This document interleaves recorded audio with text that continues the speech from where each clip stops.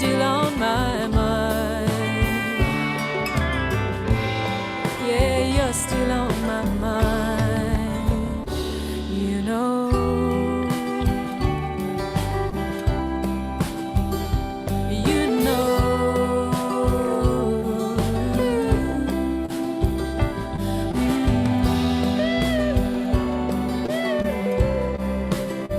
Still on my mind, you know.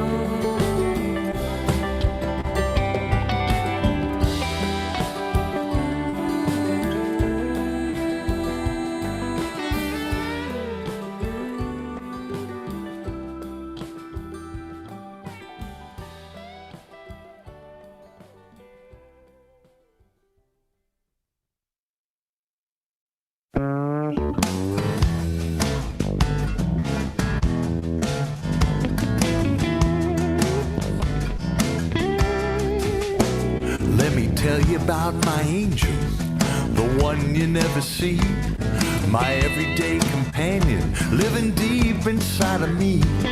She guides me through the trenches, she gets me out of every mess. She's my Bible, she's my buddy, she's my personal GPS. Well, she leads me on my journey, she leads me to the goal.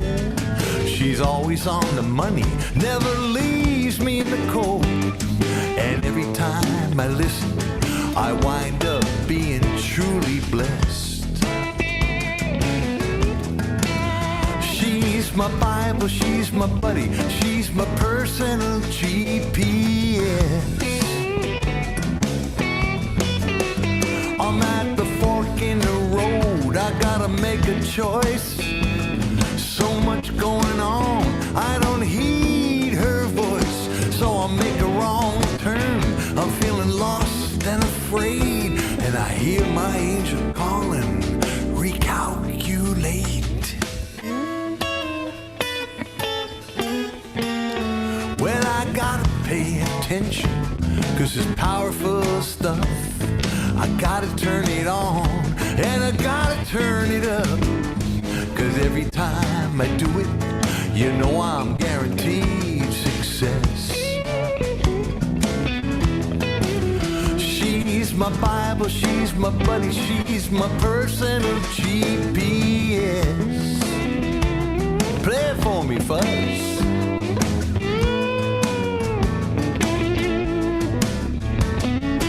You bad boy.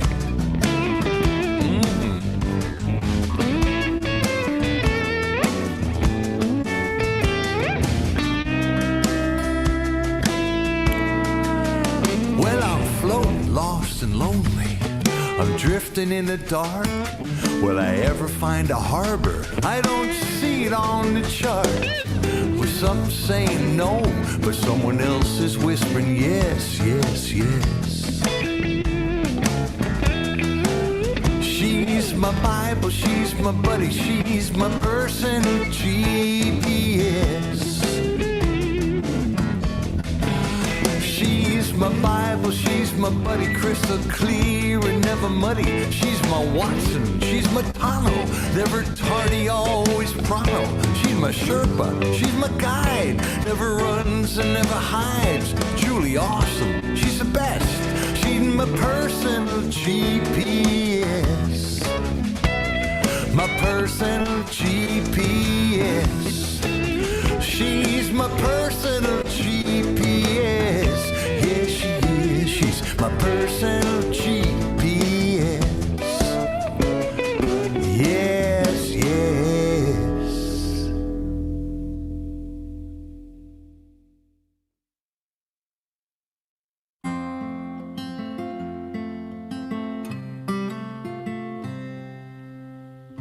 The night is louder than it's been before. I hear it knocking on my walls and doors, saying soon enough, it's time to go. But these precious hours, I keep you close. of all the nights in recent memory. Hi, everybody. Hi, everybody. Welcome to Inside Live. Welcome back. Great to be here. Great that you're here. Thank you. We're Thank happy you to for see joining you us. again. How about a Live. new song? A new song, yes. Yeah. Okay. Oh, that one. Yes, this one. Okay.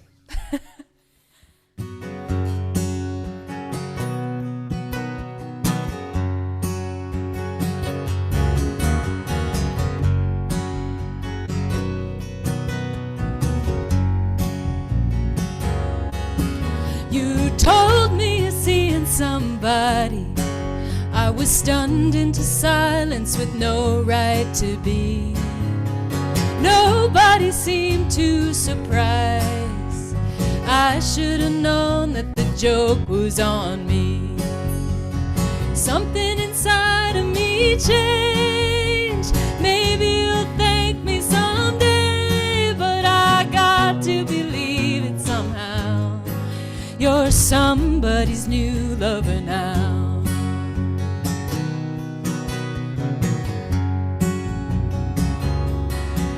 I couldn't quite make up my mind to run from my life or just wait by the door.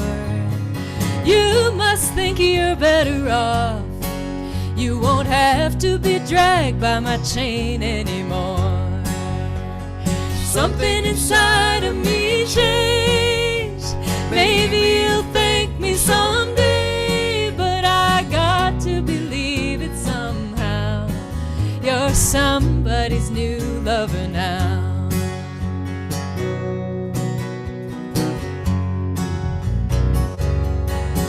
And I need you to know that I did all I could. Still it all fell apart. I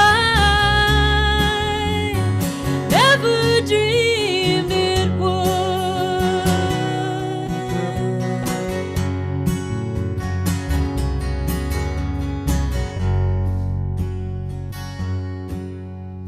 I caught a glimpse of the world from up in the clouds, and I couldn't come down.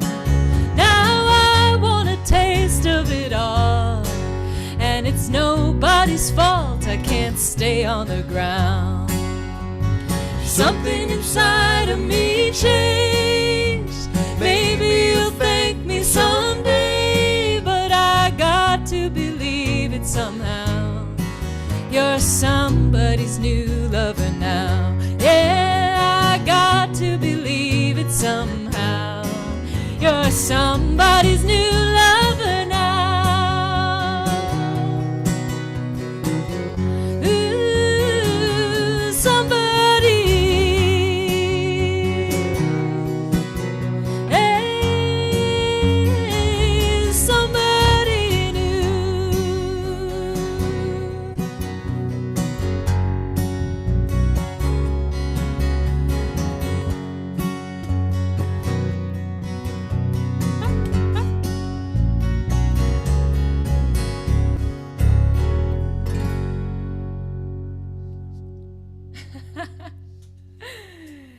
Thank you all, Stephanie, to answer your question. That's a new song, a co-write of ours. It's called Somebody's New Lover Now. And In the key of F sharp. it's going to be on my next record, and I'll just do one shameless plug. If you want to hear stuff that I'm working on, brand new songs before anybody else hears them, just as I'm working on my next record, check out my Patreon. It's patreon.com/Alice Howe. We're working on setting up Freebos. But I just want to say, if you're digging the new music, that's a really good place to find it. Mm-hmm. So welcome, everybody. If you're watching on Facebook, if you're watching on YouTube, thank you for being here. And thank you to WPVM FM in Asheville, North Carolina, for being the first station to air Inside Live on the radio. We appreciate that. Great they picked us up. They We're like what happy we do, about I it. guess. Yeah, and you guys seem to like it too. So thank you all for being here. And it's so nice to see your comments coming in. Please say hi. In fact, you can actually ask us questions because we have no special guest. Yep. Well, that's not true. my special guest is Alice, and Aww. and I guess her special guest is me. It is. And our special guest is you. So you can ask us questions. We'll answer them. We're going to kind of interview each other, and we're just going to riff like we usually do, right? That's right. That's right. Yeah, we're going to have a really nice time this evening, just going back and forth. And, we love having our special guests. That is like the bread and butter of Inside Live. But once in a while, it's nice to just take a breather and get to interview each other and hear some more music from Freebo and me. And you. Yes, that's right. So, how about some music from Freebo? Well, why don't we ask a question first? Because I have my bass. I'll have to get my guitar. Oh, a question. Yeah. Aw, Joe says we're both special. Thank you. Who said that? Our friend Joe. Here, Which Joe is that? Joe Soros. Thank you, Joe. And, the questions are just going to be coming in now, I can tell. Well, Vincent. that's cool. We don't have to answer them all. I know, but Vincent. No lewd questions, No, please. I have not yet bought my electric guitar, but I am Hey, you're on your so way. excited about it. It's happening. Yes. It's definitely happening. It is. She played one the other day.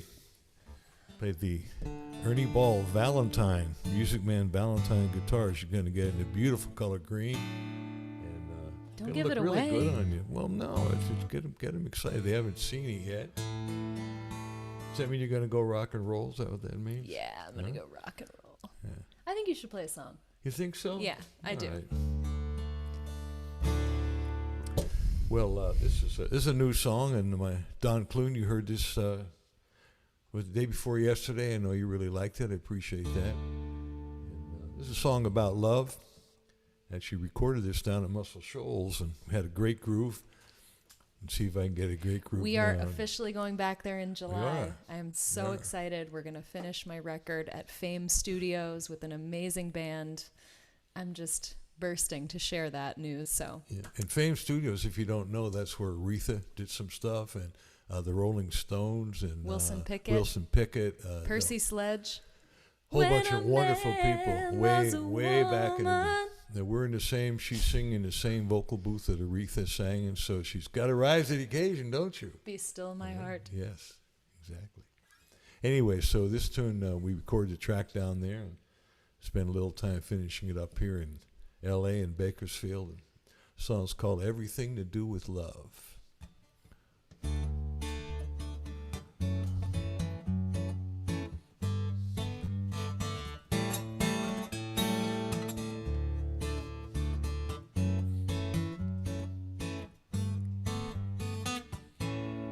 I had a dream, a vision.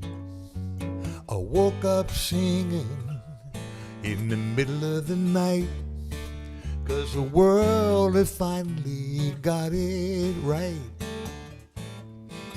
It had nothing to do with history, which side it lost or won.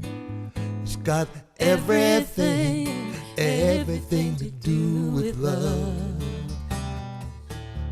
When you hear a voice calling somewhere inside you, saying we're not alone, and the music fills your heart with hope.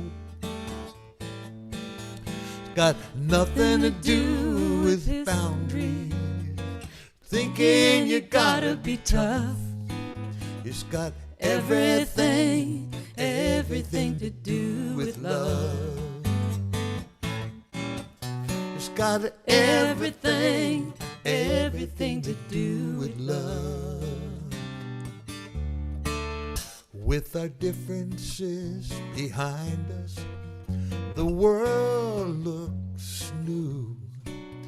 Maybe something as simple as kindness can see us through. Well, it takes as long as it takes, and you know it. When the moment is right, you hear somebody singing in the morning light. There's so much hope to hold on to, so many songs to be sung. It's got everything to do with love. got everything, everything to do with love.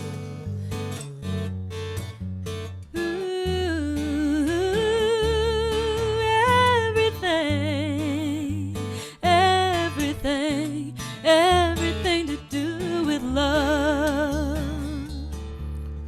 I had a dream, a vision. I woke up singing in the middle of the night, 'cause the world had finally got it right. There's so much hope to hold on to, so many songs to be sung. It's got everything, everything to do with love. It's got everything, everything to do with love.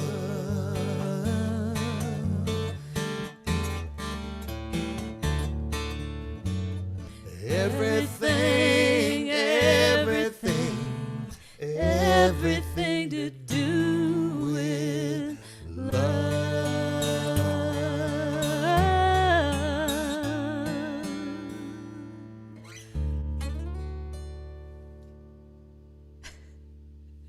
Lovely. Thank Very you. nice. Just had to listen in. Make How do sure. we sound in the headphones? We sound Sounded okay? good to me. Yep. Well, that's good. Hey, Gabby. Hey, Toby, James, Hannah, Gabby James. Lisa. Lisa Ross. Hi, everybody. So nice to see you all. I just want to mention that if you're enjoying the show tonight, just remember that when you send us a donation, we are giving a portion of all of our proceeds from Inside Live for the month of February to an amazing organization called the Movement for Black Lives. And we chose that organization in part because of Black History Month. Thought it would be an appropriate way to give back. And also just, it's so amazing what they do. They really partner with a lot of other local organizations. It's like an umbrella that really helps people on the ground all over the country doing a number of really important initiatives. So when you give tonight, we so appreciate it. You're helping me and Freebo, and you're also helping this amazing organization, the Movement for Black Lives. And this is our last show in February, so this is your last chance to give to that, right? Yes, we will be having a new organization every month. So, and if you have suggestions for really amazing organizations that you guys know locally, just, send us a note, put it in the comments. We love to hear about that because we want to choose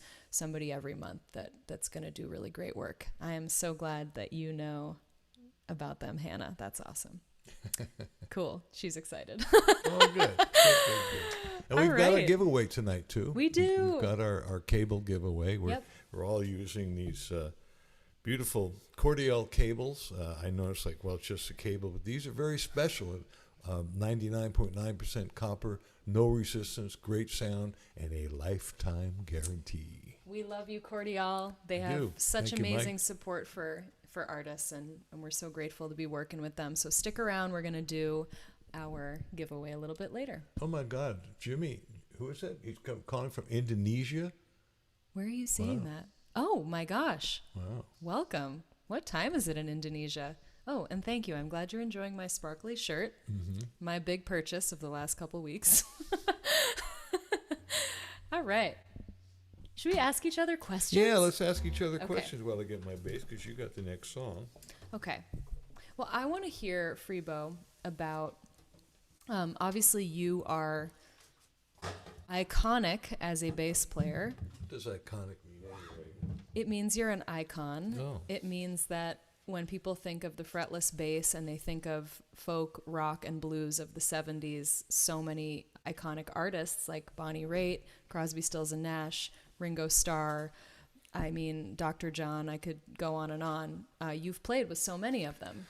And you've been on tour with Jackson Browne, and you've been on tour with Randy Newman, and you've been in the studio with all these people. And I'm just wondering, when you decided to become a singer-songwriter, can you talk a little bit about that transition from that identity as being known for playing the bass to, oh my God, I want to do this other thing? Like, what did that feel like? What was it like making your first record? And just what was in the moment? Like, what were you feeling and thinking, and how did you make that transition?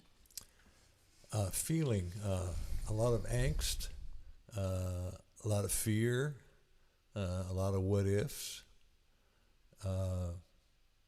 excitement, a chance to get it all out. Because I think a lot of these ideas had been inside me for a long time, and I wanted to express them. Musical ideas, lyrical ideas, production ideas, and as a bass player, there's only so much you can do. I mean, I could help shape the music and put my ideas into it, but when it came down to it, it was the choices, most of the choices were Bonnie's or whomever I played with, and I think I can honestly say, like with all of us, I didn't always agree with all those choices. I had my own. It's not which one was better or worse. It's which one speaks to you the most. So I needed to create an opportunity for myself to have a space and a place to put those choices and to make them and to make my own mistakes, which I did. The fear and trepidation came in with the fact that I'd never done it before. You know, when you've never done anything before, it's, you know, what if I can't do it? And there's always that fear comes in.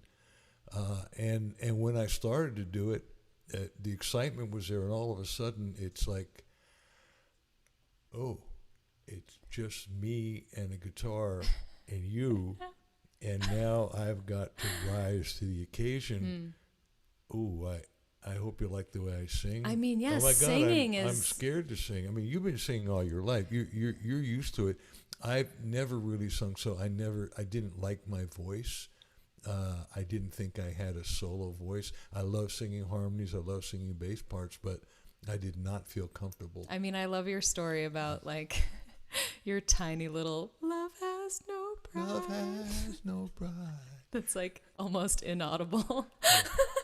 Well, I mean, my perception of myself was, well, Bonnie's got one of the most beautiful voices on planet Earth, and who really wants to hear me? On the other hand, there's this harmony part that needs to be expressed, so I'll express it, but I don't really feel comfortable. I certainly not going to sing louder. And I had a seminal moment, interesting moment. I'd love to share it with you. Yeah, love seminal moments. Years later, nothing to do with the Native Americans, by the way. Okay, I think we should just move on. along. But not too many years ago, and I was no longer playing with Bonnie. She called me up and asked me if I wanted to be a part of a show she was doing at the Troubadour. It was actually a birthday party for a friend of ours who'd done a lot of No Nukes benefits. And she asked if I would come and sing Love Has No Pride with her. And I went, wow, this is great. At this point, I am now a singer-songwriter. I've taken some vocal lessons. I'm feeling good about my singing. And I thought, wow, this is going to be a great opportunity for me to rise to the occasion, show up, not over-sing, but not under-sing, be there and own the part and own my role as a singer, sing along with her. So I was very excited about that. And I got there, and I thought I will sing this part I usually sing. She said, David Crosby's coming, and he's going to sing with us on Love Is No Pride. So I thought, okay, well, now I'm with two of the greatest singers in rock and roll, and I've got to rise to the occasion. And I don't know, and we didn't have time to rehearse, so I don't know which part Dave is going to take. I'm assuming he'll take the high part, but just in case he doesn't, I better have it in my head and come up with it. And sure enough, that first note happened, and David did not take the high part. He took the part out, so I had to sing the higher part. And That's so not fair. Literally let one note go by, and I was there, and it was one of those moments when, for a moment, I was filled with that trepidation, like, I don't deserve to be here. And I just caught myself. All these things happen when you're in the zone. They happen in an instant. And I just sang it. I said, and it was really beautiful. And it was a wonderful moment for me. Call it confirmation, call it affirmation, a point of destiny where I said, you know what? I deserve to be here. It's the Roy Smalley thing. I'm good enough. I'm smart enough, and doggone it, people like me. The Al Franken thing from Saturday Night Live, and it was a wonderful thing. And I was there, and it was beautiful 3-part harmony. And there I was singing with Bonnie Raitt and David Crosby, and it sounded great. And I don't know if everybody I'm sure was listening to them, but for me, it was one of those moments. And I think we all have those. And you have an opportunity to either slink down and get small or show up as who you want to be. And get really big.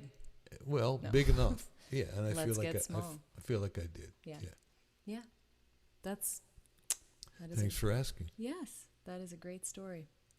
So now, I mean, I enjoy singing my songs and writing them, but I also really enjoy, especially with you, I enjoy going back to that role of playing bass and being a support guy and saying, okay, what are the best notes that I can do?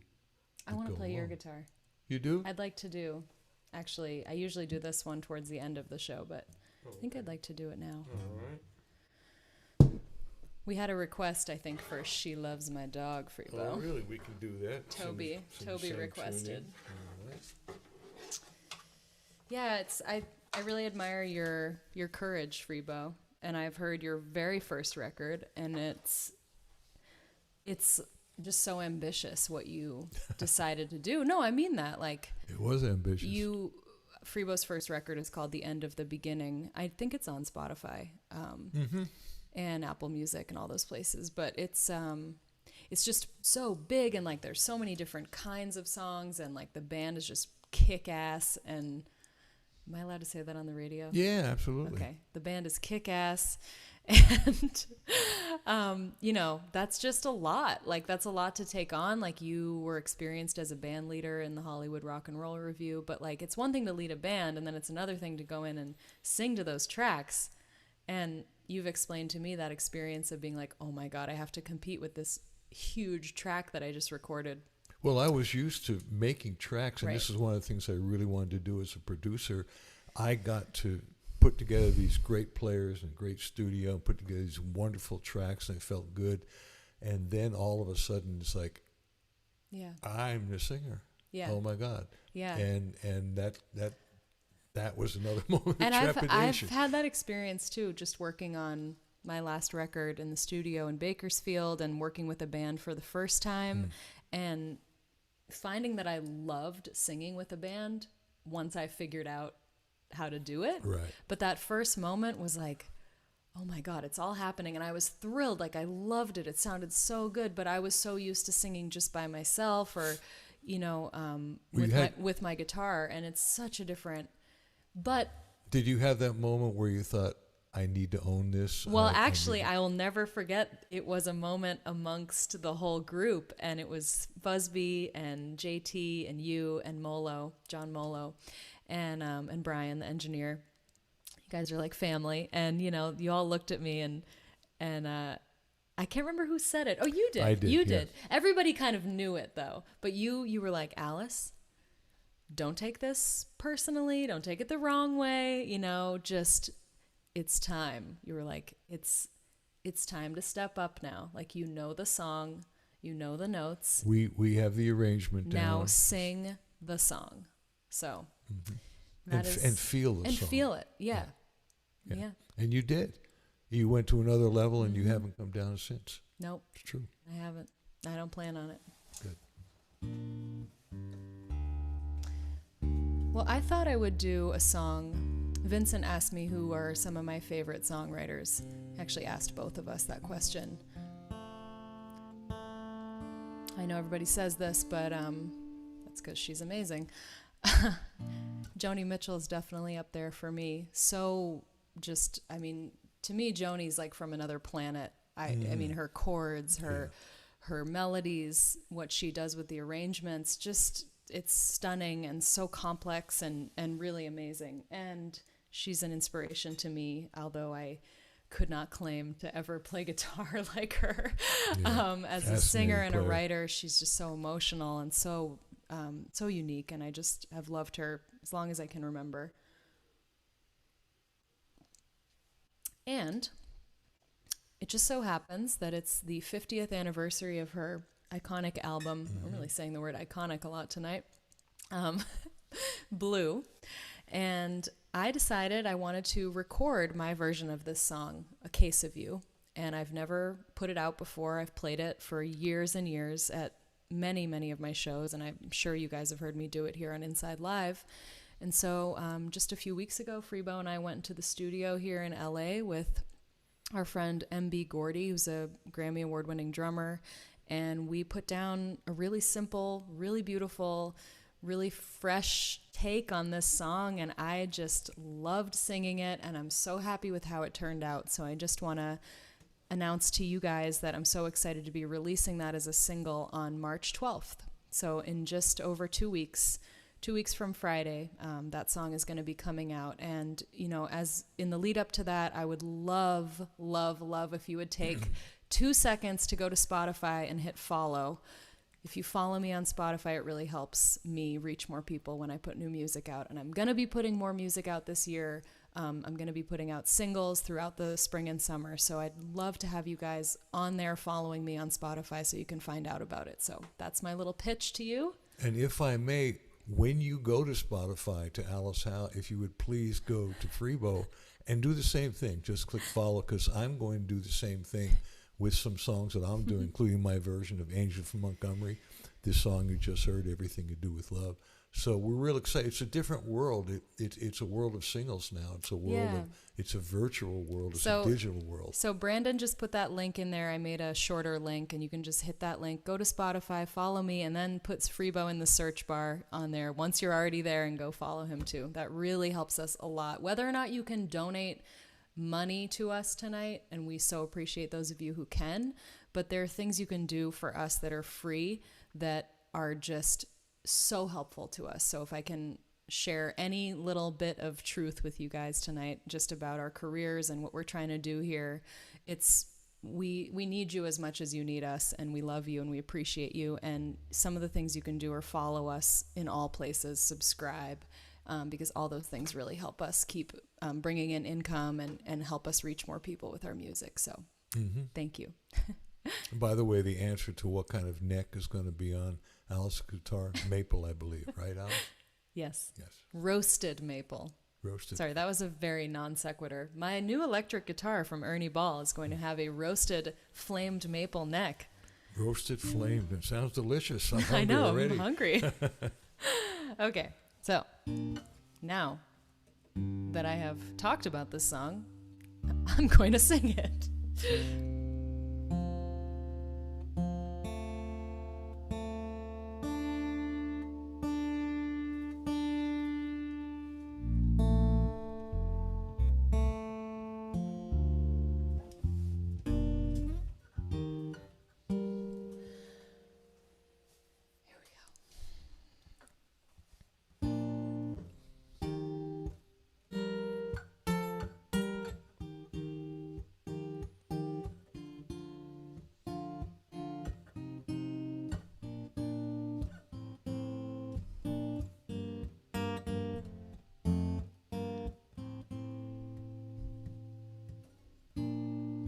Just before our love got lost, you said, I am as constant as a northern star. And I said, constantly in the darkness, where's that at? If you want me, I'll be in the bar. On the back of a cartoon coaster, in a blue TV screen light, I drew a map of Canada, oh Canada, with your face sketched on it twice. Oh, but you're in my blood like holy wine. It tastes so bitter and so sweet. Oh, I could drink a case of you, darling, and I would still be on my feet, still be on my feet.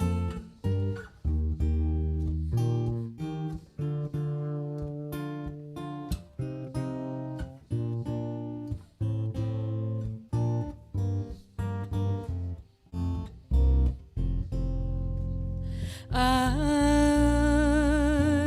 a lonely painter. I live in a box of pains. I'm frightened by the devil, and I'm drawn to those ones that ain't afraid. I remember that time you told me, you said, love is touching souls. Surely you touched mine, 'cause part of you pours out of me in these lines from time to time. Oh, but you're in my blood like holy wine. It tastes so bitter and so sweet. Oh, I could drink a case of you, ooh, darling, and I would still be on my feet, still be on my feet.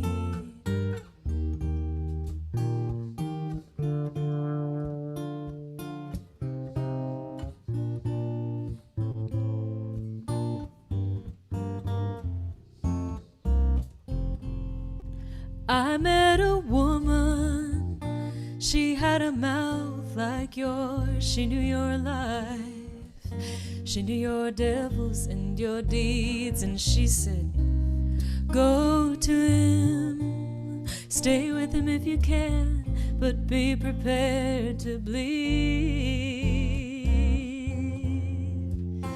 Oh, but you're in my blood like holy wine. It tastes so bitter and so sweet. Oh, I could drink a case of you, ooh, darling, and still be on my feet, still be on my feet.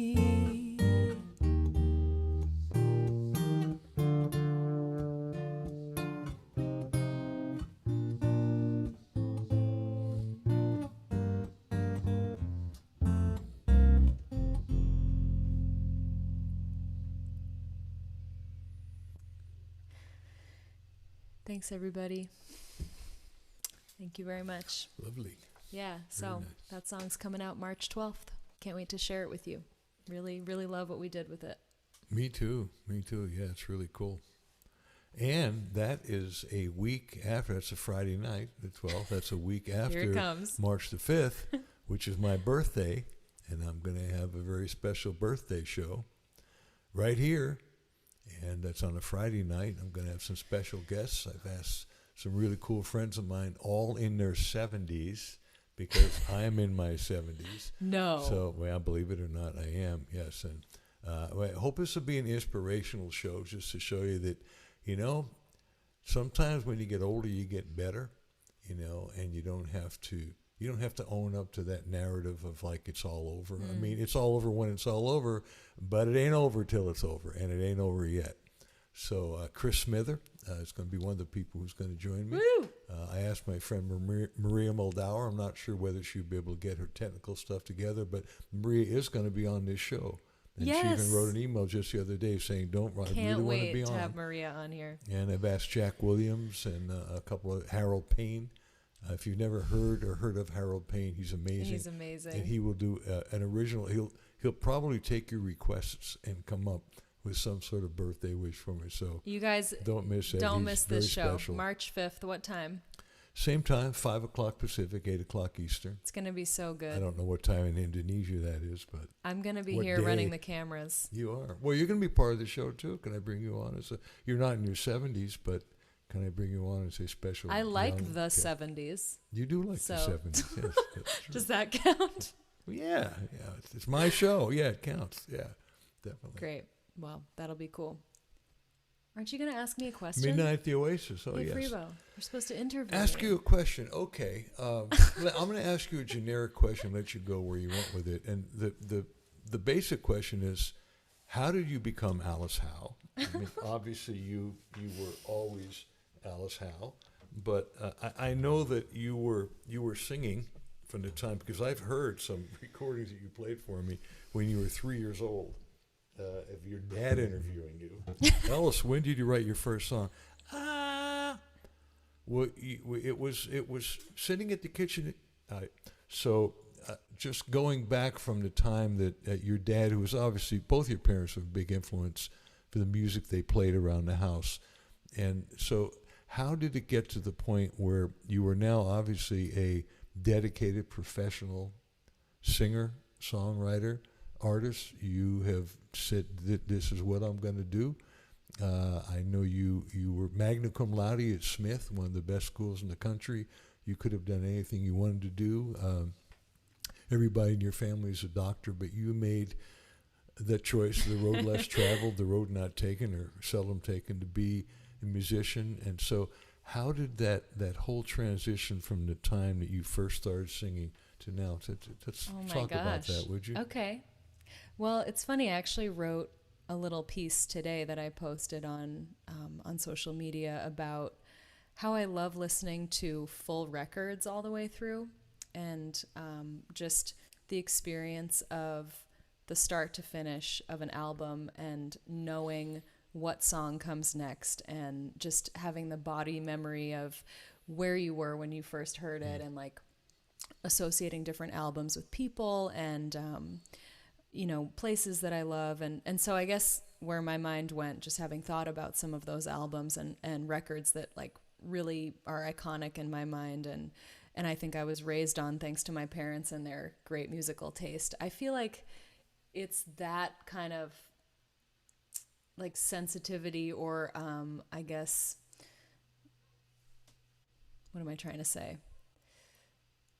I would say that's the music that's shaped me, that sensibility of like loving music that is not of my generation, but it's from an earlier time, and my parents raised me on that. And I think what I'm trying to say is my musical sensibility was really formed by what I heard in my home growing up. And like that meant Josh White Sings the Blues, in the morning as I was like getting ready for school, and my mom would put on a Jonathan Edwards record called Sailboat so that she could do her like morning exercises.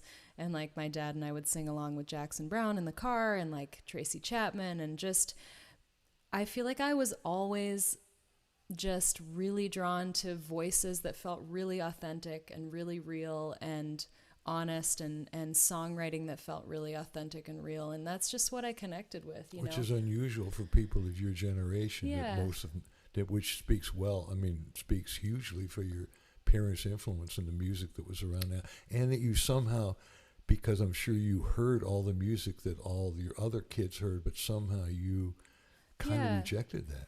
Well, I mean, I think I had my moments with it because I had my peers and my friends, and like, my friends were listening to Destiny's Child, and like, so, Beyonce's Trio before she went off on her own. But point of information. Like that, I guess I just always had that. And I was okay with the fact that I had different taste than my peers. And like I was okay with myself, like knowing that. And I was encouraged by my family, who, yes, were like doctors and lawyers and professionals, and wanted me to go to school and be a good student. And I was, and like I could play that game really well. But deep down, like in my heart and soul, I've always been this person, this performer. I've always been like a ham on stage. Like I was in a play starting when I was like 5 years old, and I was in the talent show, and I would sing to my family, at any chance. I would like make up little shows and perform for my family. So I guess what I'm trying to say is this was always where I was meant to be. It was just a matter of time of, getting there. But to me, it speaks really well of your spirit, that being around the kids of your of your age and your classmates, schoolmates, friends, that you somehow had a sense of yourself, to where, most kids, we're all pretty insecure, especially grade school, middle school, and high school, where we really want to fit in. And so 9 out of 10 people would go, well, I know my parents, I know I like this, but Yeah. I need to go where they go. And you didn't do that. Yeah, you know what I really attribute a lot of that to actually is this amazing summer camp that I went to growing up. I went to this place called Farm and Wilderness. It's in Vermont, and it's a Quaker summer camp that's for teenagers and younger kids. And it's like a farm. It's a farm camp, and you're outside all day, and there's a ton of music, and it's like a very my friends, my brother and I would call it hippie camp to our friends Right. because like there was no other way to describe it in like a shorthand, but it's an amazing place, and I really feel like I found a really important sense of self there, like as a really young woman, you know, to not like always be comparing myself to other people, but there was this sense of sisterhood and, you know, mutual respect, and not talking bad about people's bodies, and not talking, but, you know, and just like, there was a sense of community and love, and like that, the motto of the camp is work is love made visible. Oh, beautiful. And I've always just Wow. loved that line. And my parents went there as teenagers. My parents met there. They went there as, they met when they were 14 at F&W. And, you know, it's just this place that's like so, that's really where I feel like I formed a lot of my sense of myself. And I took that back with me into, you know, the real world. So It's a good example of, you know, life's what happens when you're busy making other plans. I mean, you know, we're all born into different circumstances. yeah.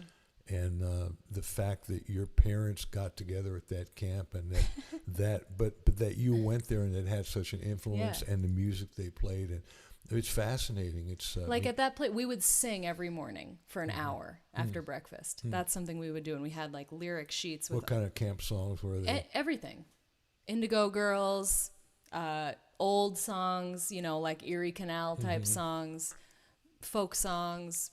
I mean, I introduced a Jackson tune, Barricades of Heaven, that has now become like a song that they sing there. Wow. Like Wow. everything, Wagon Wheel, Bob Dylan, you know, just everything. And they were all written up on sheets. And it was all very like, we had no internet. It was just, I think all through my life, I've had periods of time where I've like unplugged also, and like been out of this sort of rat race of life where like I like to get away and center myself and not be like on the internet all the time, put my phone in the other room and like go. It just, hard that's to do so, it's so important. And I just think, you know, to keep coming back to that is yeah, that's a huge part of where I find my creativity, and just like my sense of myself is to not always be looking at what everyone else is doing, but to be like, nope, I know what I need to do. I'm following my heart, you know, what I'm aligned with, what I believe and what I want. I think I'd have to say that just about anybody who goes into this field profession, who decides to become an artist, has to have that sense of self, because it is a road less traveled, and Yeah. there's a lot of peer pressure to not do that. It's me, because the practical side is, you know, the odds are you're not going to make it. The odds are you're not going to make a great living. Do you want to do something more practical? And we've all gotten that, and I know I'm real happy for my choices of having gone there, and I just don't feel like I respect even you. have a choice. Like I've never really had a choice. This is like how I have to be. This is just who I am. It's No, like, it is. so when you ask like, how did you become who you are? It's like, I've always been this way, you know? It's just been different moments of doubting. But if I can come back to who I know I am and who I've always known I am, and I think that's where my truth is. It's a great lesson, and I don't think it's ever too late to really learn that No, lesson. I mean, it's not. You can make left turns in life. You know, you can come to a point of destiny and say, you know what, I need to make a change. I call it a left turn because left has changed to me. It's not a question going left or right when you come to that proverbial fork in the road. I think the choice is you either go to the left and make a change, or you continue going where you're going. So yeah, good for you. That was a long answer. It was a deep question, you know, and glad you answered it. Hope you guys are Well. still watching. Yeah, we're still watching. Okay. Oh, would You you play like a to? song. Somebody suggested "She Loves My Dog More Than Yes, Me" do way it. earlier. I always love doing that song. Taught Alice a couple notes on the bass to play, and they all work. Just a question of when you play them, how you play them. Here you go, Alice. Can I hand this to you? Oh, sorry. Oh, bass is looking good. I love that color blue. It's really good. Okay, we have some audience questions, but we'll save them. Let's do some music. All right. And we are doing the Zoom after party Hand me the. also tonight, you guys. Yeah, that's where you can really ask some questions. We can really get to meet So you and see you. if we don't get to your question during the 90 minutes of the show, we will be sharing the link for the Zoom after party right at the end of the show so that you can come join us and say hi. And I think before you start, we should do our giveaway. We should talk about it again. Have you chosen a number yet? Yep, Brandon actually chose a number. He did. He did. Was it a good one, Brandon? I hope so. Of course it was. So you guys, put your guesses in the chat. The number is from 1 to 100. It is randomly chosen by our amazing sound man and tech guru, Brandon. I don't think he randomly chose it. I think he thought about it for quite some time. He did. I know he did. He's a thoughtful guy. So yeah, we're picking a winner tonight to take home a premium instrument cable from Cordial Cables. Just one note, you've got to be in the United States, continental US, for us to ship it to you. Can't ship it internationally. And if you've already won once or twice, maybe sit this one out. I know you're out there. And Robert, I know you saw you admiring my guitar. It's a 64 Martin D28. I've had it since 1972. One owner before me, but next year will be the 50th year that I've had this guitar. And it's okay, Sam. I saw your... It's all good. All right. Okay. I want you all to be singing along out there. I won't hear you, but you'll hear yourselves. And when we get back to playing live and doing some real live shows, you'll be all practiced. Oh, my gosh. We they look will. forward to that. Okay. A true story, folks. Ready? Mm-hmm.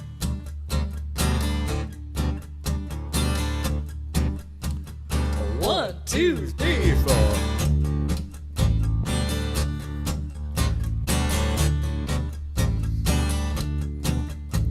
Once upon a time, everything was so fine, cozy, just my baby and me. I was so well fed, had my breakfast in bed. I was happy as a man can be. Then my buddy called up, had the cutest little pup. I couldn't help but take him in.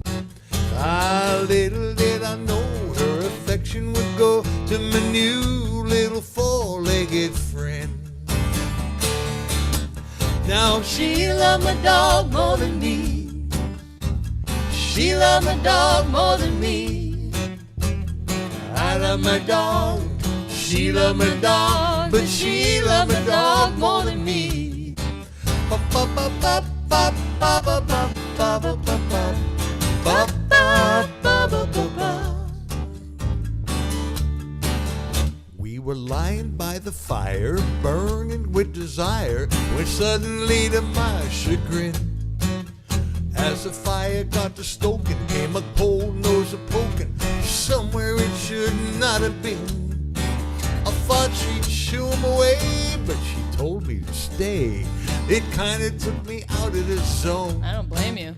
Now a man's best friend gets a girl in the end, and I'm left holding the bone. It's true. She loved my dog more than me. She loved my dog more than me. I love my dog. She loved my dog, but she loved my dog more than me. Ba ba ba ba ba ba ba ba ba ba ba ba ba ba ba. So I'm sitting here fuming while he's getting all a grooming. That ain't how it's supposed to be. Well, you know I don't hate him, but I got an ultimatum. Baby, it's the dog of me. Well, I got a reply as she let me outside, and she handed me my people chow. Now I'm howling at the moon while he's up in my room, and I'm in the doghouse now. Come on, sing it. She loved my dog more than me. She loved my dog more than me. I love my dog. She love my dog, but she love my dog more than me. Ba ba ba ba ba ba ba ba ba ba ba ba ba ba ba ba. There's a moral to the story. When you fall from the glory, you gotta do it gracefully. So I'm back in the bed with the dog at the head. We're a nuclear family. And I accept my fate. You know there's little debate, because it ain't no democracy. From the moment he came, been the doggone shame. Try a third doggone shame. And then the doggone.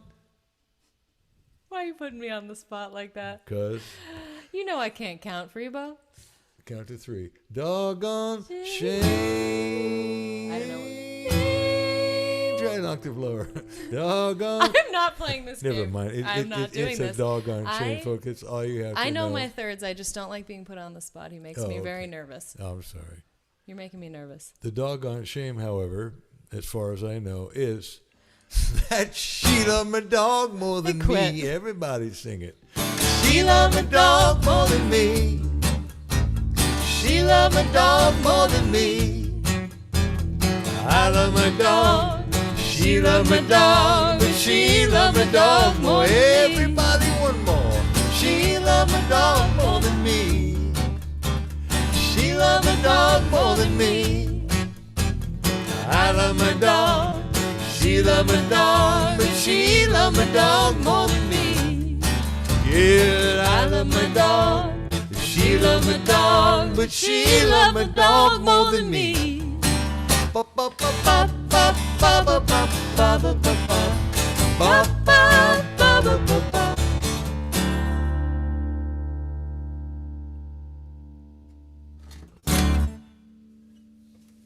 I didn't mean to put you on the spot. I'm mad at you now. Really? Yeah. Well, I don't have to sit I'm down outta and here. say you that. I'm not going to run your birthday show anymore. Really? Oh, man. Making me look bad. No, you didn't look bad. You couldn't look bad. Just that you don't know where the third is, even though you sing it all the time, which you do. I have my own ways of finding notes. They don't involve numbers. No numbers. We've had some requests I've seen coming in. A God of really? My Own Choosing. Oh, my God. I haven't done that. Vincent also suggested a pretty deep cut of mine that Freebo doesn't know how to play, but I'll do that during the after party, Vincent. He asked for the one song that I never play from my EP. What's that? It's called Don't Worry, Honey. Oh. I like it, I actually. could probably fake that with you. I don't know. It's got a lot of thirds in it. Carol, I'm glad you were singing along. You can sing thirds. You just don't relate the term to the note. But The perfectionist in me is slowly dying Oh, and good. screaming right Thank now and God. melting. hope you guys are enjoying that. I'd like to do another new song, Freebo. Which one's that? I want to do Things I'm Not Saying. Good song. Really digging these new songs. Been working on.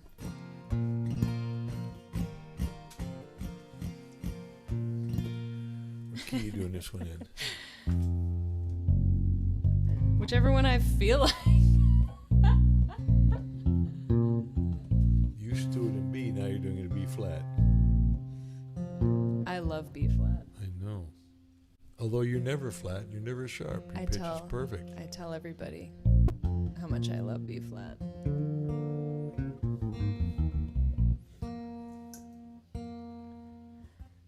You guys are so funny. You do a musical? What's that? I think you're in the doghouse now. Oh. He did say it. He wrote the line. Get it? I get it. I totally get it. Okay, good. All right. Things I'm not saying to you. B flat.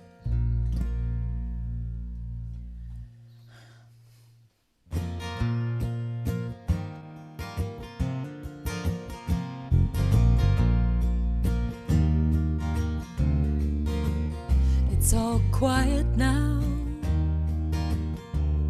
at the end of the day. Unpacked my suitcase, I put the dishes away. It's not hard to stay busy, I got so much to do.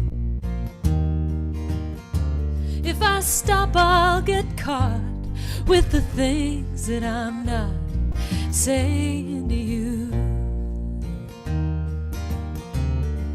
I heard you've been traveling, I heard you're doing all right. You got some new girlfriend, moving on with your life. But I'm still full of questions. Do you wonder too? Do you still save a spot for the things that I'm not saying to you?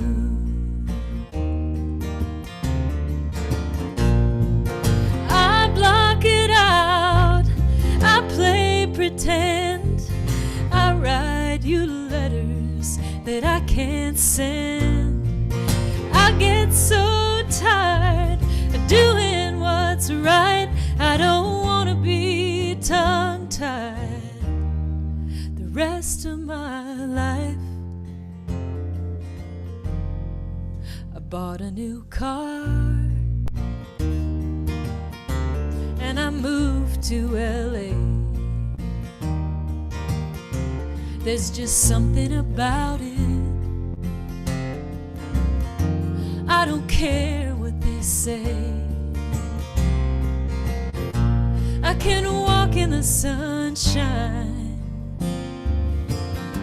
on the days I feel blue. It's the best place I got to escape what I'm not saying to you.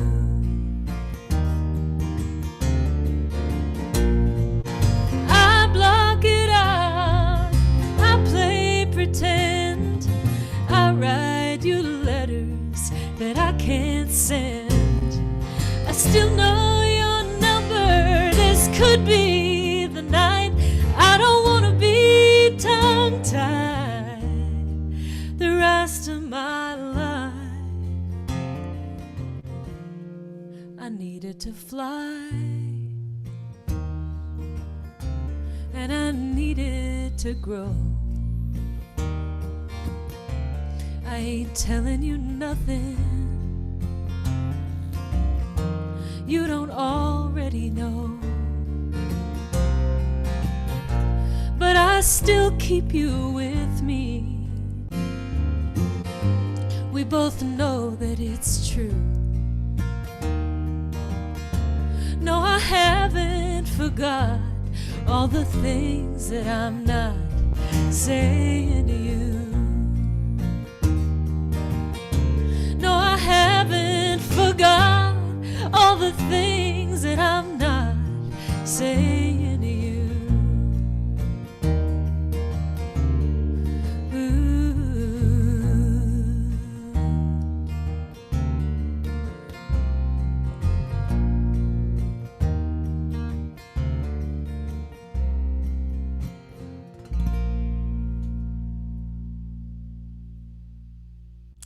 Thank you, guys. Nice. Glad you're digging that song, Gabby. And I know. Just spit it out. What am I saying? What am I saying to you? I can't say. That's the whole point. Glad the acoustic sounds good, Jake. Thank you. And Sam, it was not a Volvo that I bought. It's actually a VW, a little VW wagon, and like a newer one. Nice car. I love it. Great car. You know, I gotta say, my 1989 Volvo 240 lives in Massachusetts at my mom's, and to be perfectly honest, it's not doing me any good sitting there. So if anyone is looking for a really beautiful, pristine 1989 Volvo 240 wagon that is white.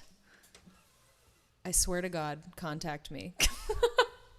And we can talk about the price.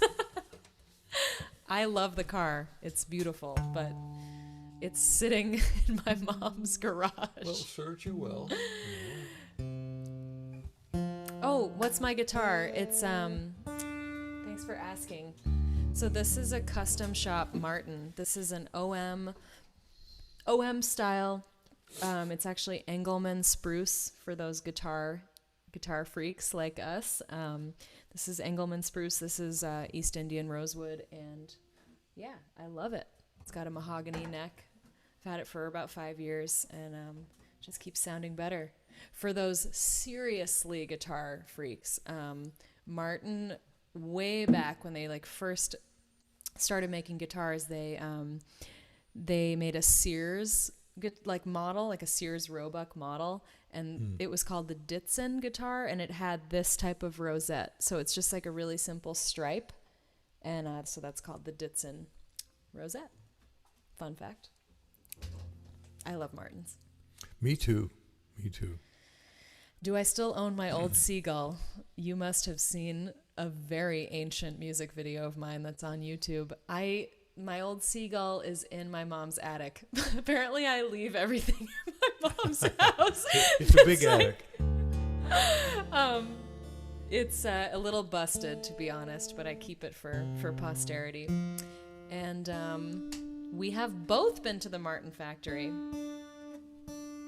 Have I written a song about my car? No, but if you want to see a pretty awesome music video featuring my car, whose name is Jane, by the way, the Volvo that is, go to my YouTube channel and subscribe and check out the video for Getaway Car. It's the official video. It's pretty great. Had a lot of fun filming it.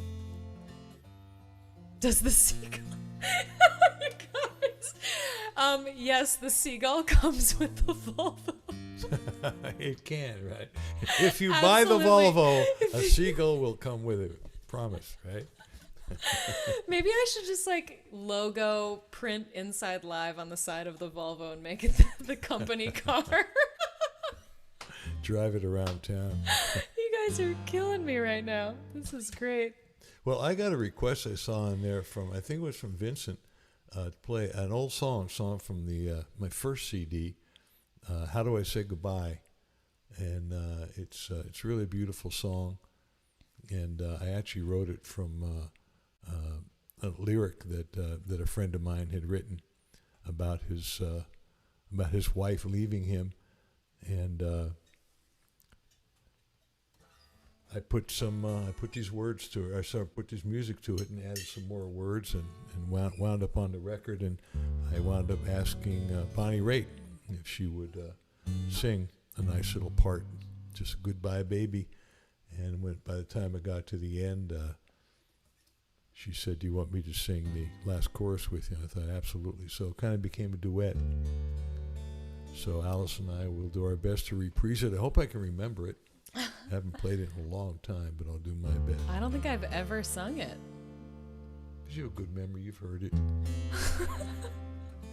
Great. You're really if you don't get it, it's throwing okay. me into the fire tonight, Freebo. Oh, Gabby loves this song.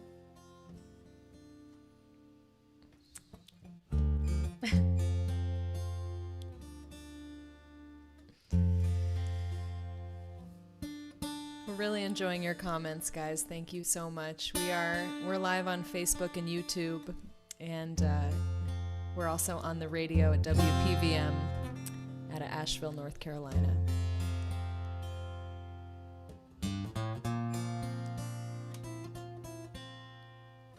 How do I say goodbye?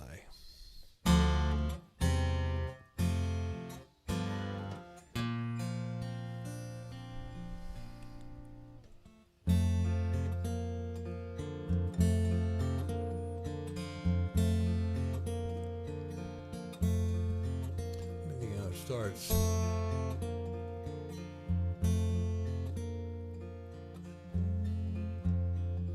What is the first lyric? And it's a time has gone forever. I have it right here. Talk to the folks for a second. Is it like the rush of the ocean or something? No, that's the second verse. Oh my God. I honestly usually do remember the words to his songs, but he pulled one out that I don't, oh my God. Luckily it's my CD is right here. This is what we do, folks. By the way, this is, see that up? That's me back in the day. It's baby with my Freebo. long hair. I was actually holding a friend's baby who is now, I think, 23 years old. But that picture is the first one. So let me see. Let me see what these lyrics say. Could you hold us a second, please, Alex? This is. But yes, we are, Jason. We're on the a radio station in Asheville, North Carolina. They rebroadcast an hour-long version of our show the Tuesday after we do it.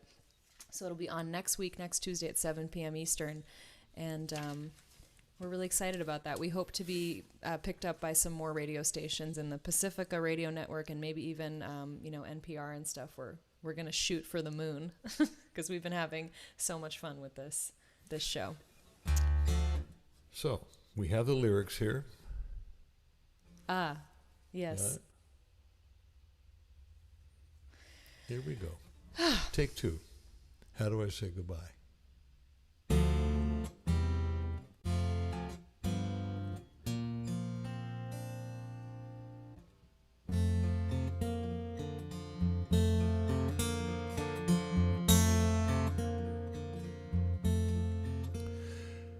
It will never be again, you know. The time I shared with her, the time I cared for her, and the time she cared for me.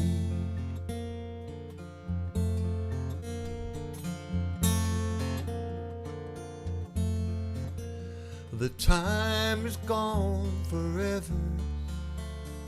My severed soul now bleeds, our oneness now recedes.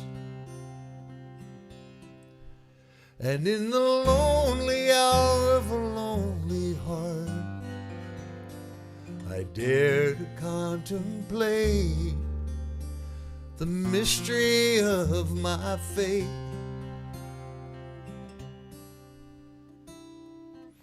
Why are moments lost forever? Where are the graves of dreams that die? What comes of love that mourns a lover? How do I say goodbye? How do I say goodbye? Goodbye, baby. Goodbye, baby.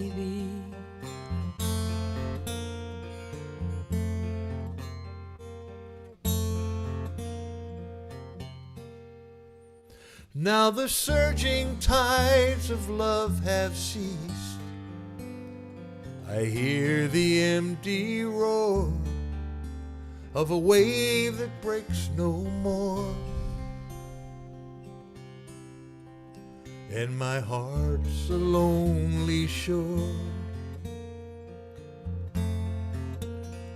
How do I surrender these broken dreams I know? How do I let them go?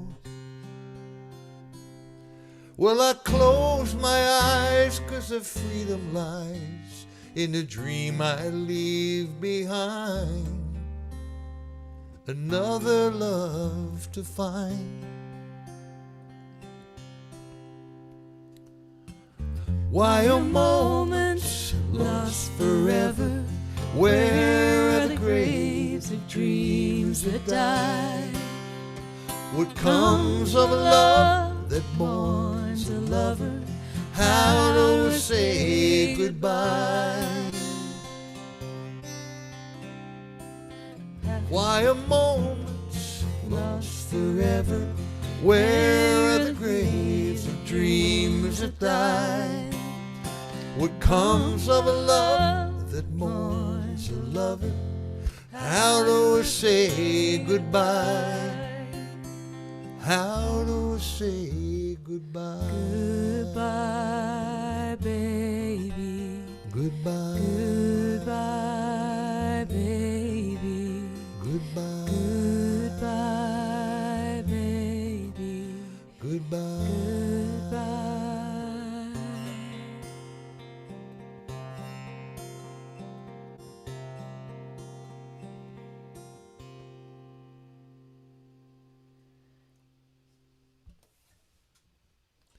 Oh, thanks for the request. Beautiful. Love that song. Aw, you made Gabby cry. Yeah? Oh, thank you, Gabby. Thanks, you guys. I'll have to play that again and learn it. It's a great song. Thank you. You should do that a lot more. There's so much great stuff on your first record. Y'all, listen to Freebo's first record. The end of the beginning. Serious piece of music, folks. It's some great pretty playing epic. on there. Check it out on Spotify. Okay, It's you've really, got Walter Trout really playing good. some serious badass blues guitar. My old buddy Jerry Donahue and Albert Lee playing some duets together. Well, I think we should announce the winner, We maybe. should? Yeah. Let's see. Did I get this? Oh, good, Brandon. I'm glad you're enjoying this. Okay. We have a winner. We have someone who guessed the exact number. And she is someone who has ordered your CDs, Freebo, and mine. Her name is Harriet. Oh, Harriet, yes. Harriet Hawkins. I have yet to send Harriet's out. She already paid me the money. It's coming, Harriet, Harriet, I promise you. They're Congratulations, coming. you are our winner tonight, Harriet. Oh, fantastic. She guessed 22, and that was our number. I love that we get some synchronicity sometimes with our winners. So, Harriet, I hope you're still watching. If you are, please, would you send a note through my website? Go to alicehowe.com/contact and just use that contact form to send me a note and just say hi so that I know to write back to you. But yeah, thank you guys for playing again. We're gonna keep doing the Cordial giveaway indefinitely. So as long as Cordial keeps liking as long what as we they do. keep giving us cables. But yeah, tell your friends about it too, because Yeah. with the sponsorship, I mean, you know, they can use the business for sure. I mean, they're giving your stuff away, but these are really good. So tell your friends, even if you don't win, at some point you might want to check them out. Yeah. It's really worth it. They're expensive, but like anything that's really good, it's expensive. It's quality. Literally the only one you'll ever need. They have a lifetime guarantee. Anything goes wrong with it, you send it back, they'll give you another one. Yes. And we're so happy to support a company like them that really, they do good work, they make a great product, and they care about their artists. So thank you guys. So I feel like I should get into a couple of these questions maybe. Like all of which are from Vincent. No, that's not true. There's other ones. Let's see. Let me pick one. Who influenced you as a bass player, Freebo? Wow. That's a really good question. That's a good question, too. I don't know if I've ever asked you And that. it's actually deeper than just who did, because, you know, when you first start to play an instrument, I mean, I played bass because I always heard those tones. I played tuba in a high school band. I sang bass in the a cappella choir. I know the bass parts of all the Christmas carols, but an early influence of mine was Tubby the tuba. But I love that part of the music, and I think of it as a kind of a harmony, a low harmony to the vocal.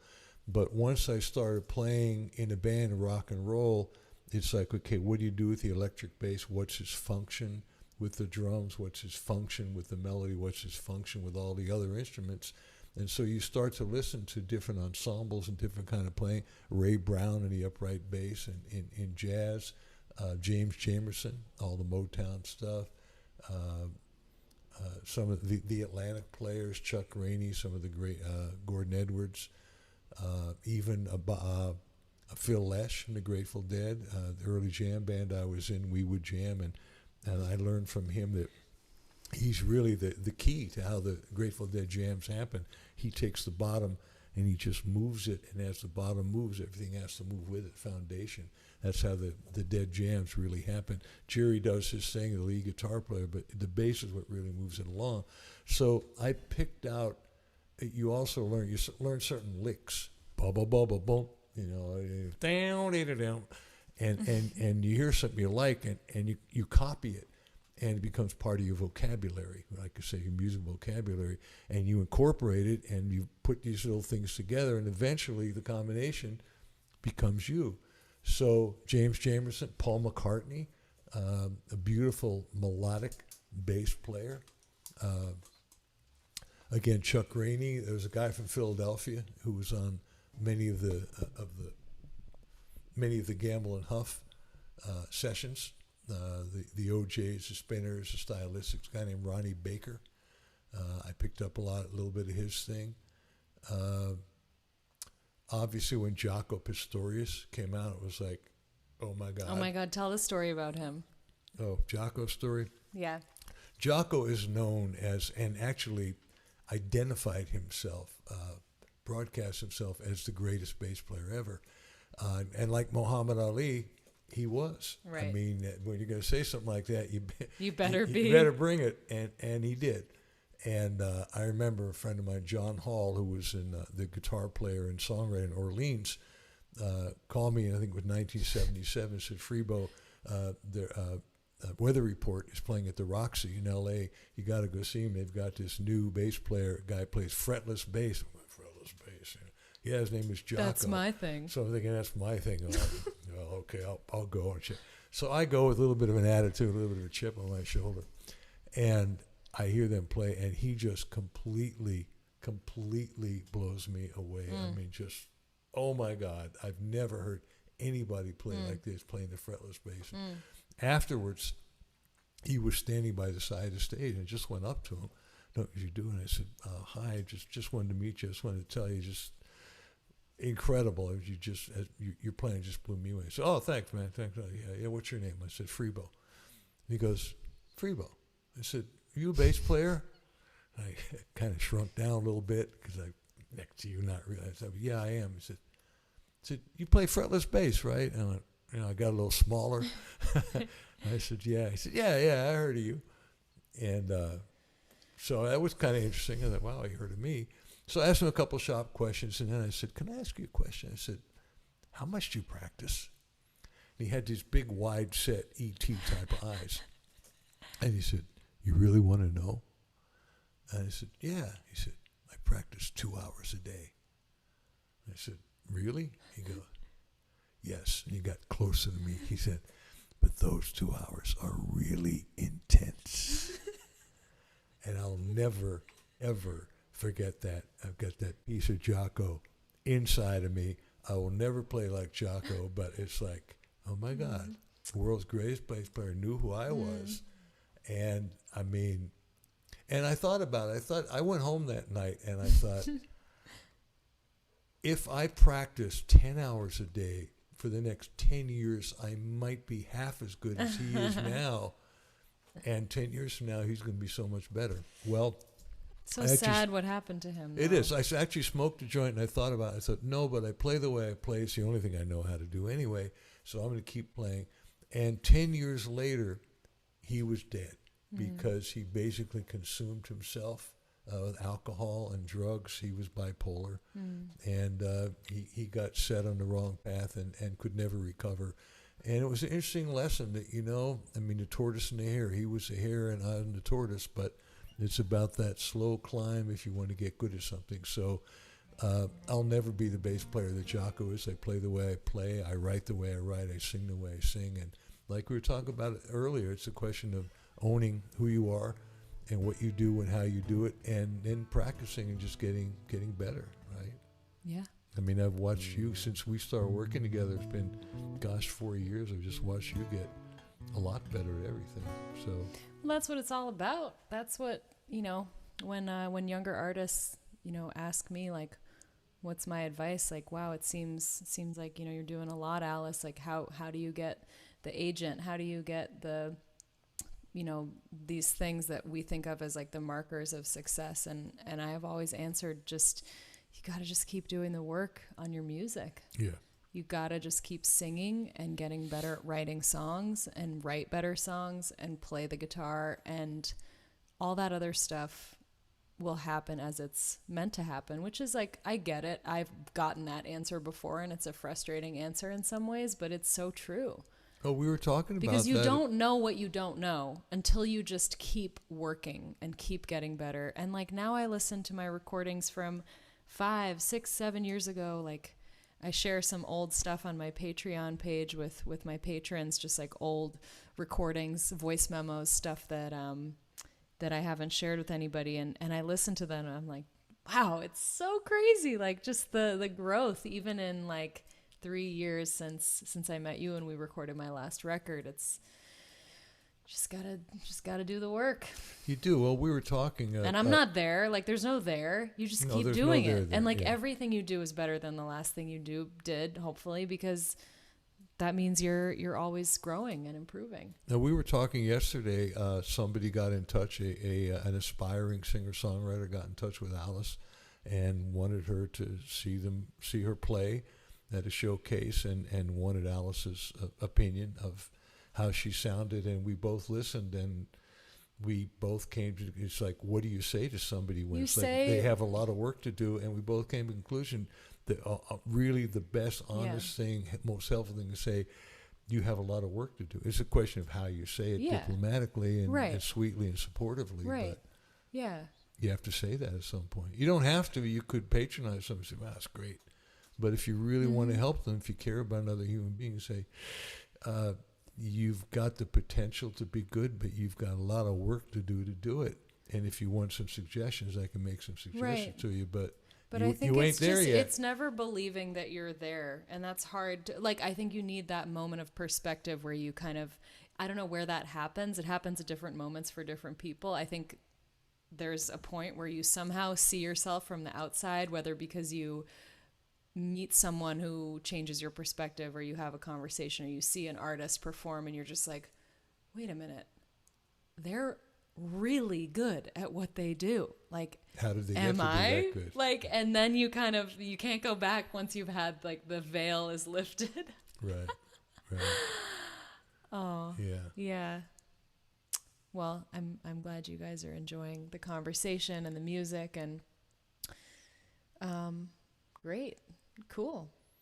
Hey, we got like 5 minutes left of the regular show before we move into the Zoom after party. Really? Oh, Freebo, my God. we just can't stop. Well, I have to fulfill another request. I have to do GPS. Somebody requested that. But why don't you do that, and I'll do that. We'll go do this quick, okay? I want to get real folky for a second. Yeah? How folky you want to get? I want to do a Kate Wolf song. Oh, I think I know that one. People have said you sound quite a bit like Kate Wolf. You have that same type of voice. I've been walking in my sleep and counting troubles instead of counting sheep. Where the years went, I can't say. Just turned around and they're gone away. And I've been sifting through the layers of dusty books and faded papers that tell a story I used to know. It was one that happened so long ago.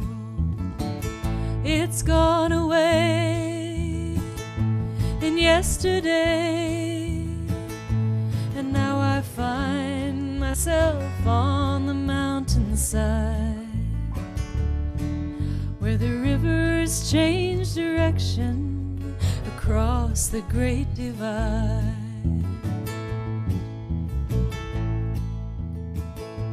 Well, I heard the owl calling softly as the night was falling with a question, and I replied, now he's gone across the borderline. He's gone away yesterday, and now I find myself on the mountains mountainside, where the rivers change direction across the great divide. Bass solo?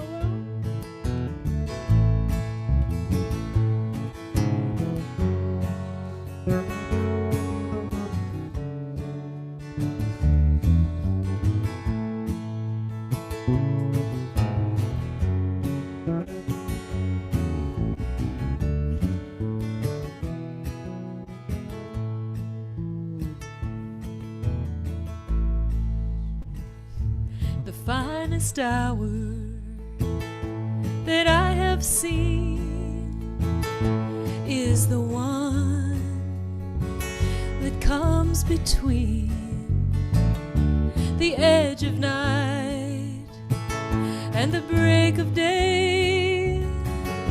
It's when the darkness rolls away.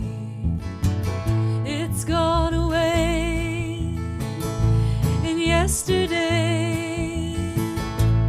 Now I find myself on the mountainside, where the rivers change direction across the great divide. Where the rivers change direction across the great divide.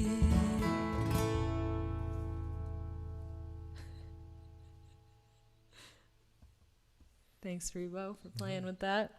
Yeah. Let me give you the bass, play this last song here. And Vincent, thank you for asking about the Patreon page. I haven't set it up yet. I will definitely have it set up for my birthday. And certainly would appreciate your support. I've given him several pushes. He has. And you know, when you do the Patreon, it's like, what am I going to give away at a different level? I decided no matter what level people But tell them contribute about... to. Oh, sorry. As I was saying. Okay, we're even, all right? Forget about that third thing. We're even now. Okay. We love doing this, by the way. We give each other a certain amount of crap, and we can take it. We can. Because It makes us strong. Because we have ourselves, that's right. So, oh yeah, back to Patreon. So, a lot of times people, you come up with different levels. I think my levels would be $3 a month, $10, $20, $50, $100, $500. Gotta think big. Whoa. But I'm going to give away everything for the same amount, just like whatever you feel like giving me to help me on my journey, support me on my journey. It's just been a very interesting journey, and I wanted to continue, and your help really allows that to happen. But I'm writing a book, and your support will actually help me write that book, because I'll have to come out with a segment here and there, and I'll send it out. And new tunes and little blogs. I just did a blog on Rush Limbaugh today on my email, and so it's a question of how to get. It's kind of what we do here inside, right? Well, that's what's so cool what about share. Patreon. That if you guys aren't familiar, it's basically a subscription service to an artist, and many of you have already supported me on there, and I thank you so much for that. And I'm really excited for Freebo to get into it, because it's a place where, for $3 a month, $5 a month, we just know that we're getting that income, and it's so helpful for us to be able to pay for certain things, expenses in our art, our career. I can use that money to help market some of my singles and stuff that's coming out. So essential. And I so enjoy writing these really personal things, because I know that people that are reading them really care about it. So I just went into this, this long drawn out story about Muscle Shoals, and it's really it just feels really good to know that I can put that writing somewhere for my book someday. Just kidding. No, it's true. Thank you, Jack, about my comments about Rush. You agree. And I know there's some people on my email list who don't. And I try and be as new. It's hard to be neutral and be opinionated at the same time. But I think there's a way to express something about, here's the way I feel. I'm not making you bad. It's not being good, bad. But this is who I am. This is the way I feel. And I think, again, that's what this country's all about, right? I mean, if sensitive, empathetic people like you can't talk about how they feel, then I think we're really screwed. Well, you've had that. I think you have to be able to, or else. And you've had that challenge where somebody came along and said, "Oh, Alice, Yeah. get off your soapbox. You're musicians. Play your music. You have no right I'm to not be on a talking about soapbox. issues." I'm on a stool. Yeah, well, you do have a right to talk. We all Yeah. have a right to talk about issues. Thanks, First Gabby. Amendment rights, I'd like right? to write a book. My book will be a historical fiction novel. Maybe. If I can ever think of a plot, I'll write it. I can't wait to do that one. Oh man, I have different ideas. I can never quite land on what the point is, you know? You gotta have a point if you're gonna write like a real long story like that. But sometimes the point kind of presents itself, don't you think? In a song as well, right? Yeah, You yeah. start with an idea. Maybe I'll start with a short story, see where that goes. So is the link for the Yeah, hey for the Zoom Brandon, in why there? don't we share the Zoom info right now? So what we'll do is we're gonna put the Zoom meeting ID and passcode into the chat. We can't share the straight up link because then we get like Zoom hackers and weird stuff like that. We don't want that. So we're gonna put the Zoom meeting ID and password. There it is, right there in the Facebook chat. You guys can see it now, and here it is on my YouTube channel. Brandon is amazing, and I'm sure it's on. Oh, it's probably on the Norms channel as well. So join us. We're gonna take a 5-minute break after this song, and then we'll come back and we will chat with you guys for 30 minutes or so. You can say hi. Love to see your beautiful faces. Yeah, and please join us. And so thanks everybody. Thanks for being here. If you are able to make a donation tonight, we're giving a percentage of all the proceeds from all the shows of Inside Live in the month of February to the Movement for Black Lives. And we're going to be choosing a new charity every month. And for those people who don't have either Venmo or PayPal, do you Yep, is the let me put information this on info. where to send So, a check just in case? Yeah. Oh, wait. What? Anyway, yes, there's Venmo, there's PayPal, there is a credit card that you can put in a credit card on my website at alicehowe.com/support. And you can also mail a check to my P.O. box, which is all in the chat. And thank you guys so much. I'm trying to put the information on the screen, but I don't know why it's not working, so it's in the chat. If you go to my website, alicehowe.com, you'll see all that info too.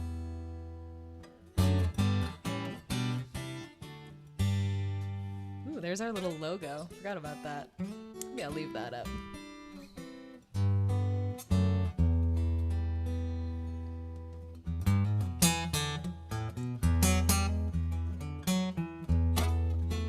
Do we sponsor conservatives? No.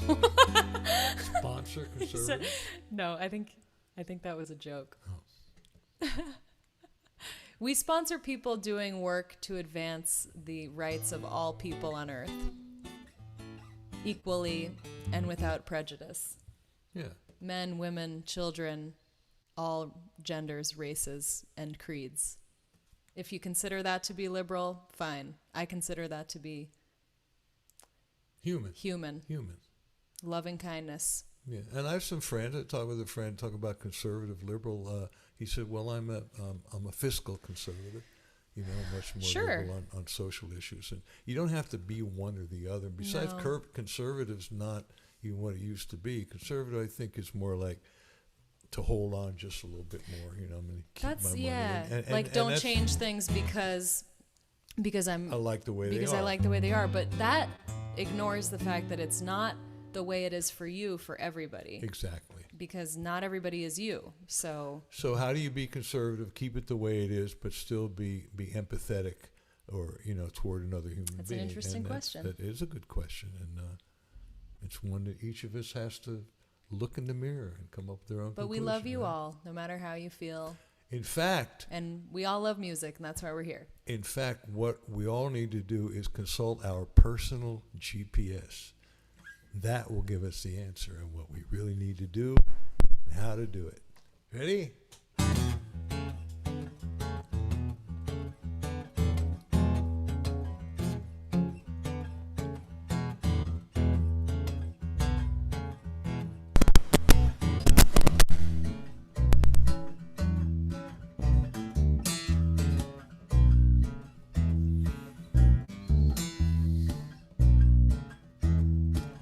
Let me tell you about my angel, the one you never see, my everyday companion living deep inside of me. She guides me through the trenches, she gets me out of every mess. She's my Bible, she's my buddy, she's my personal GPS. Well, she leads me on the journey, she leads me to the goal. She's always on the money, never leaves me in the cold. And every time I listen, I wind up being truly blessed. She's my Bible, she's my buddy, she's my personal GPS. I'm at the fork in the road, I gotta make a choice. So much going on, I don't heed her voice. So I make a wrong turn, I'm feeling lost and afraid. Then I hear my angel calling, recalculate. Well, I gotta pay attention, 'cause it's powerful stuff. I gotta turn it on, and I gotta turn it up. 'Cause every time I do it, you know I'm guaranteed success. She's my Bible, she's my buddy, she's my personal GPS. Play, boy.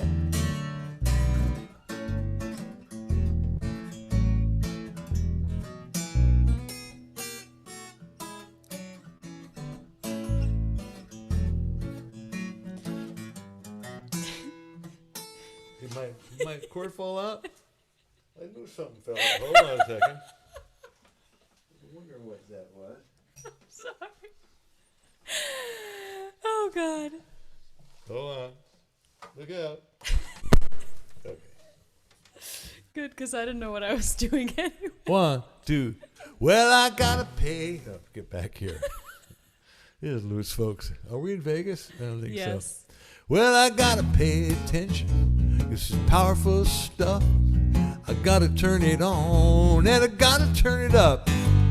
'Cause every time I do it, you know I'm guaranteed success. She's my Bible, she's my buddy, she's my personal GPS.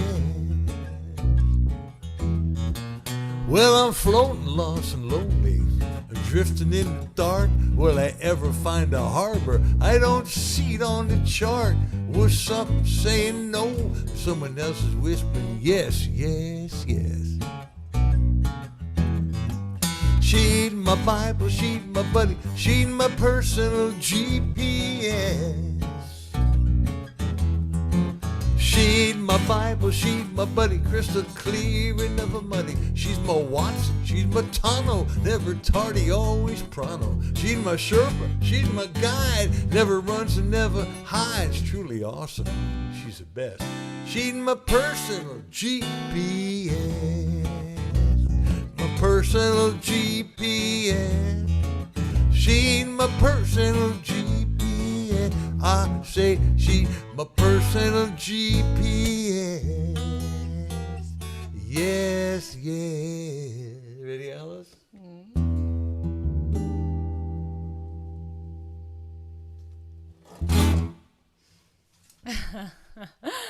Thanks, everybody. We love you all. Thank you. We will see you in Come to the 5 Zoom. minutes for the Zoom after party. The meeting information is in the chat. And we'll see you real soon. We're going to go get a drink of water and we'll come right back. And we can't wait to see you. Thank you. Here we go.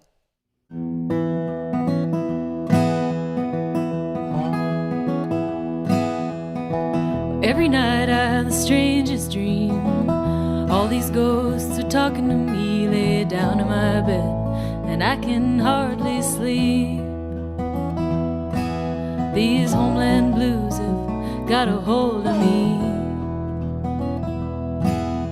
Well, I went over to my cousin's house to see if we couldn't figure it out. He said it's plain to see you got them homeland blues. What hope have I got if what you're saying is true? And I got them homeland blues. Don't you know I got them homeland blues?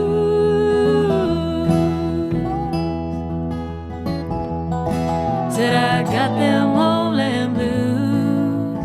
Honey, pull over, I got them homeland blues.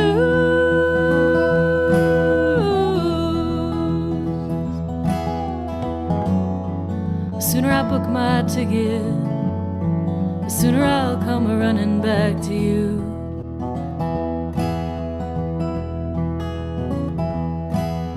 I asked my mother, do you know what I mean? And she could hardly look up at me. Eyes to her paper and I knew she had them too.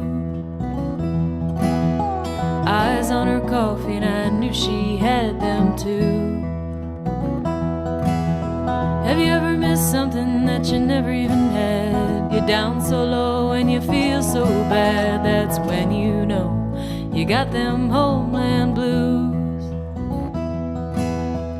That's when you know that you got them homeland blues. And I got them homeland blues. Try to tell you I got them homeland blues.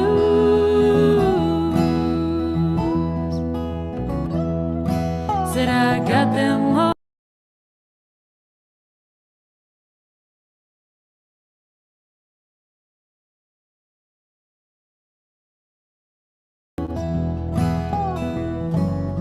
The sooner I book my ticket, the sooner I'll come running back to you.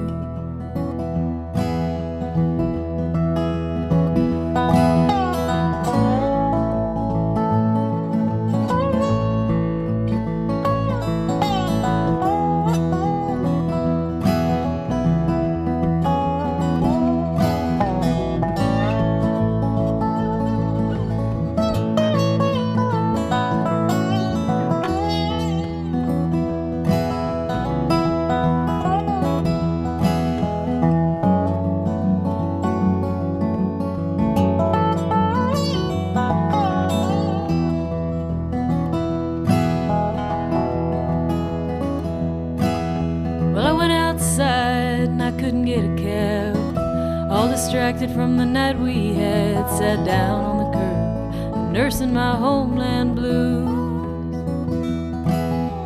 Down on the curb and I'm nursing my homeland blues. My American soul gets lonely sometimes. I take a walk and it clears my mind, and I hold you tight to shake my homeland blues. Hold on tight just to shake my homeland blues. Then I got them homeland blues. Don't you know I got them homeland blues?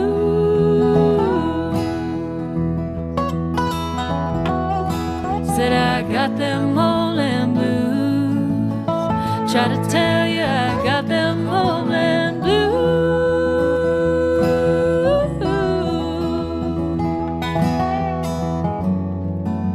Is where I left it, the sooner I'll come running back to you.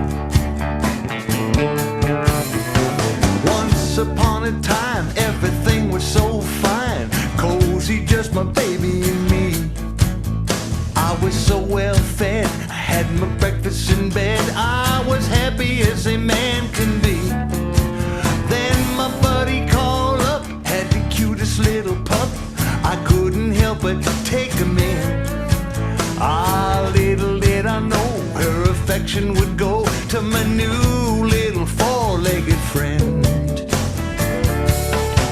Now she loves my dog more than me. She loves my dog more than me. I love my dog and she loves my dog.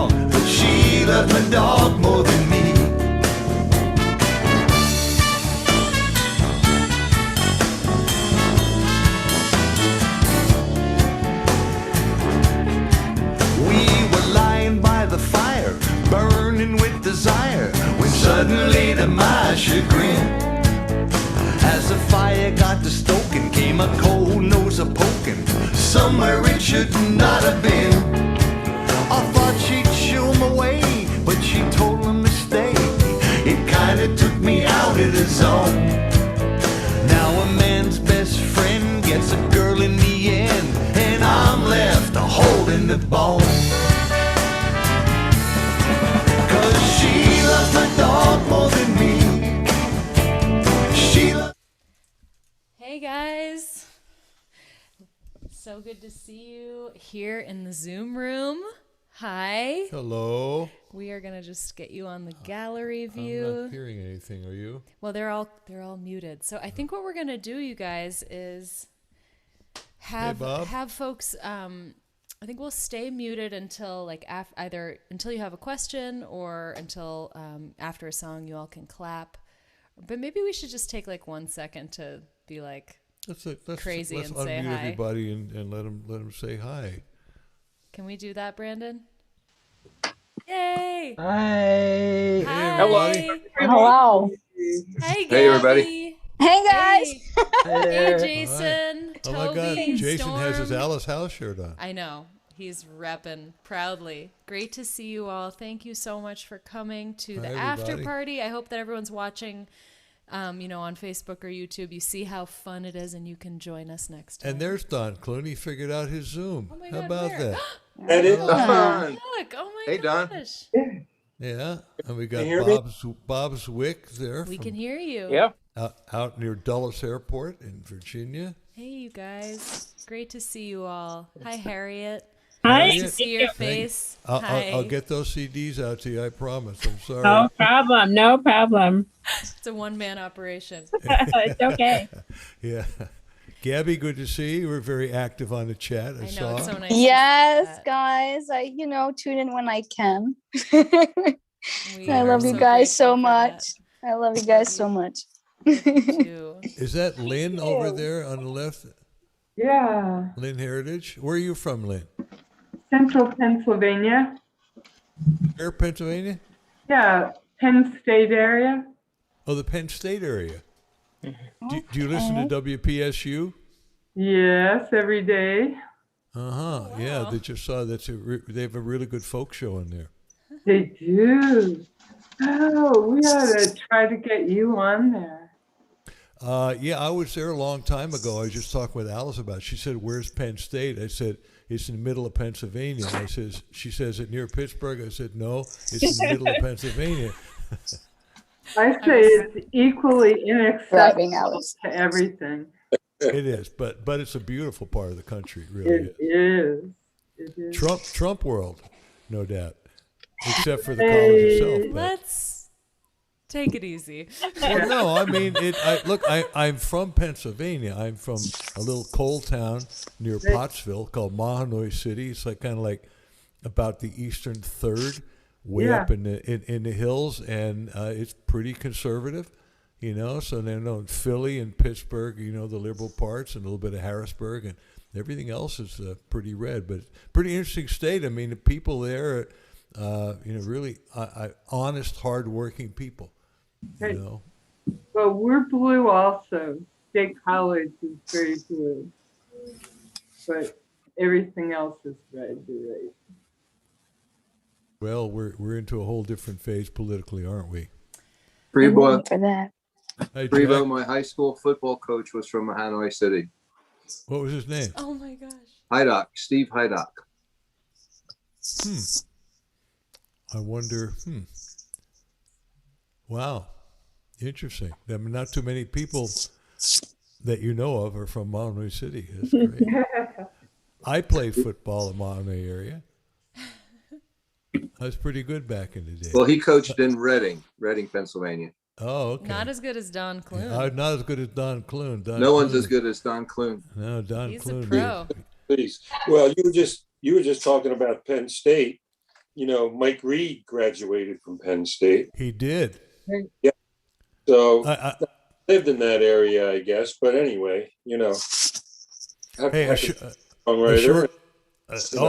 short little Mike Reed story. When I was playing with Bonnie, I think it was 1972, maybe 73. We were a duo, and we had a show at Penn State, and Mike Reed opened for us. just acoustic piano. And I don't know if he had given up playing pro football at that point. I'm not sure. But after the show, we hung out because he was asking me all the wannabe questions about being in rock and roll and in music, and I'm asking him all the wannabe questions about what it's like to be a professional football player, and he's telling me things about Don Meredith smoking a joint on the sidelines, and about Dick Butkus coming up to him at the All-Star game and spitting it. They're on the same team, and he spit on his face. And we stayed up till about 5 in the morning, just smoking joints and just really shooting the shit, and it was absolutely wonderful. And Mike Reed then went on to be a great songwriter. Co-wrote the song that Bonnie made famous. What's it called? No, the great duet, Bonnie's most famous song. Oh, I Can't Make You Love Me. I Can't Make You Love Me. You had to sing it in your head first to remember. I know. Yeah, totally. I Can't Make You Love Me. So That's right. Cool. Well, maybe we should do a song, Freebo, and then see if anyone has. I any just questions. did one. Why don't you do one? Well, by we I mean me. What? That was the royal we. I knew that's where that was headed. We. I see. I knew it. Yeah. All right, so I think what we'll do, just to be safe, guys, is just mute, and then we'll bring everybody back on when it's time for some more questions. By the way, you might wonder what I'm doing with a coat on. Here in Southern California, at least in this particular house, it's kind of cold. It's the house seems to get colder than it is outside. It stays cold, so I just put on my coat. I feel bad for you folks back in Pennsylvania, where I understand it's been snowing and sleeting and the old February winter. So, so what song is this, Alice?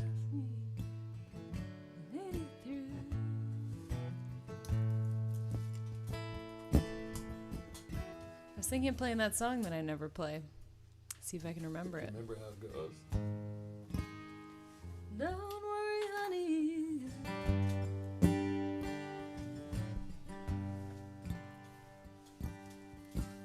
Maybe I should just. I don't know what's gonna happen if you try to play with me. I'll wait. The old when in doubt, lay out. Vincent requested this. It's on my EP, and I never play it.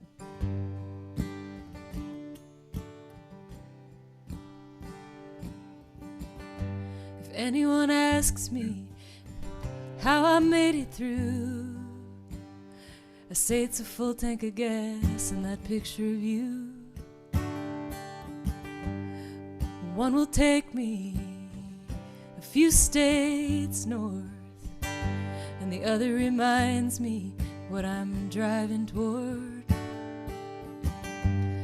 Don't worry, honey, 'cause ain't nothing gonna turn out right. I don't think I can remember the words. I give up. I'm gonna It's do a something whole else. different feel than I remember too. I don't remember how to play this song.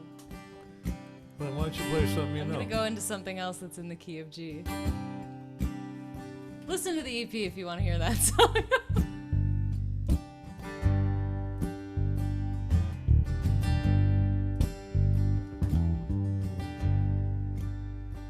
This is a loose show, I guess.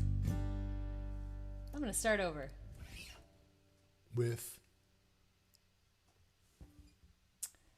doesn't have to be in G. You could do the Dylan song. No, I think I do know one in G.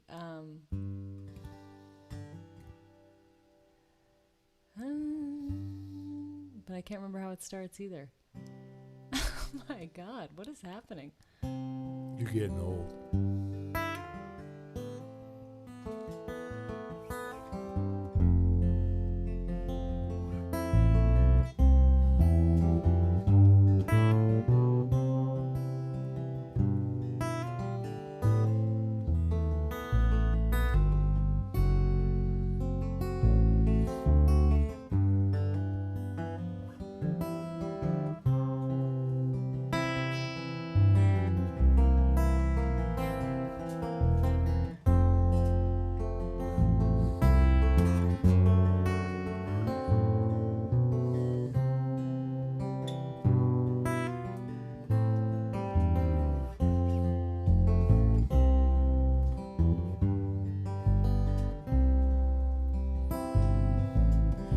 ain't no use to sit and wonder why, babe, if you don't know by now.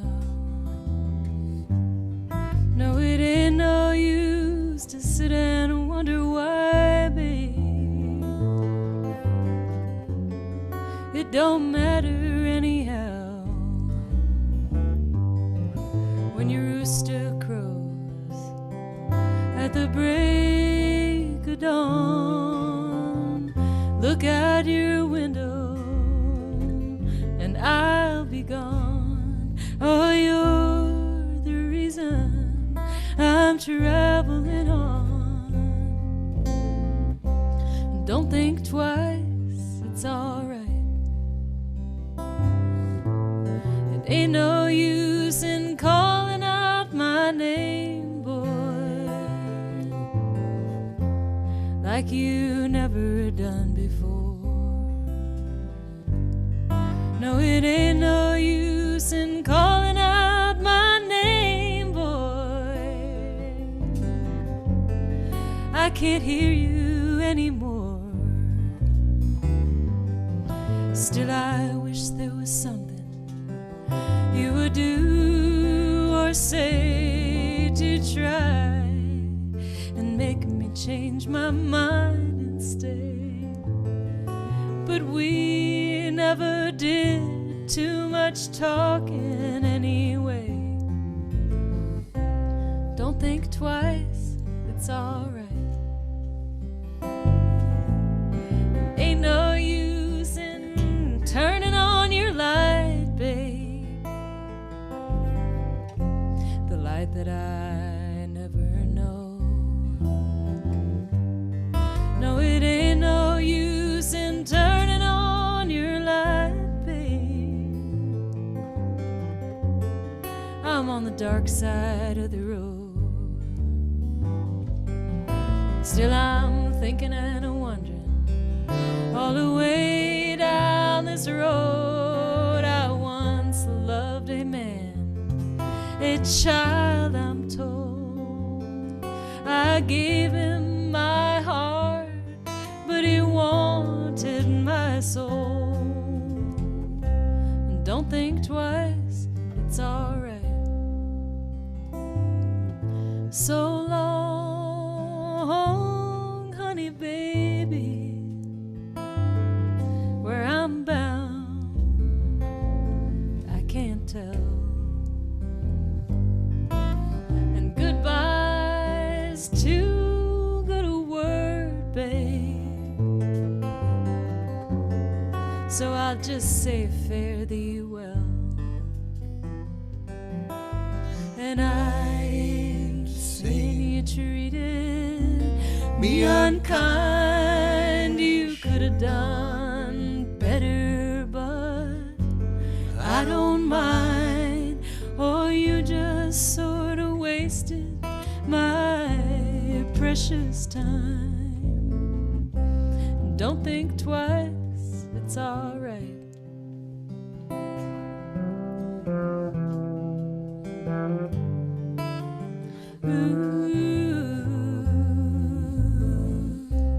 Don't think twice, it's all right.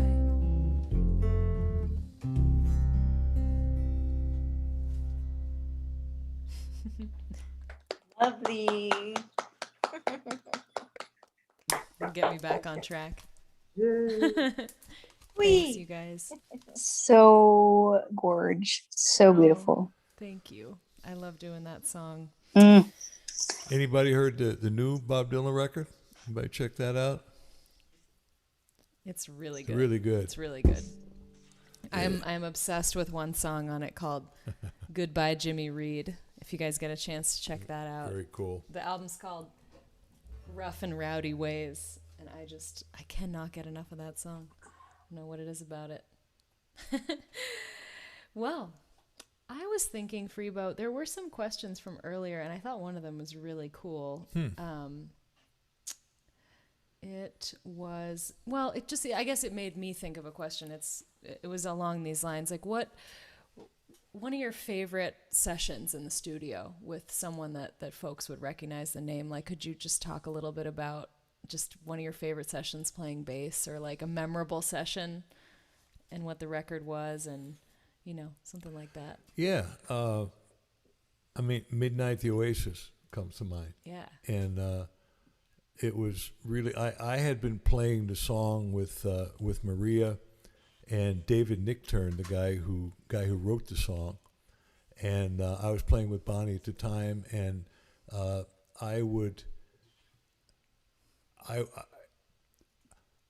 when I didn't have a gig with Bonnie, if Maria was anywhere within a couple 100 miles, I would drive and I would play for free just to play bass with the two of them, and it was a lot of fun. And Midnight the Oasis was one of those songs, and David had a kind of a funky version. I loved playing funky bass, and I didn't get that much chance to do it, so I kind of had this nice little funky bass part that I would do with that song. And then Maria asked if I would come to LA and play on the record, and so all of a sudden I find myself in the Warner Brothers studio, and we're there to do it. And the great Jim Gordon was on drums.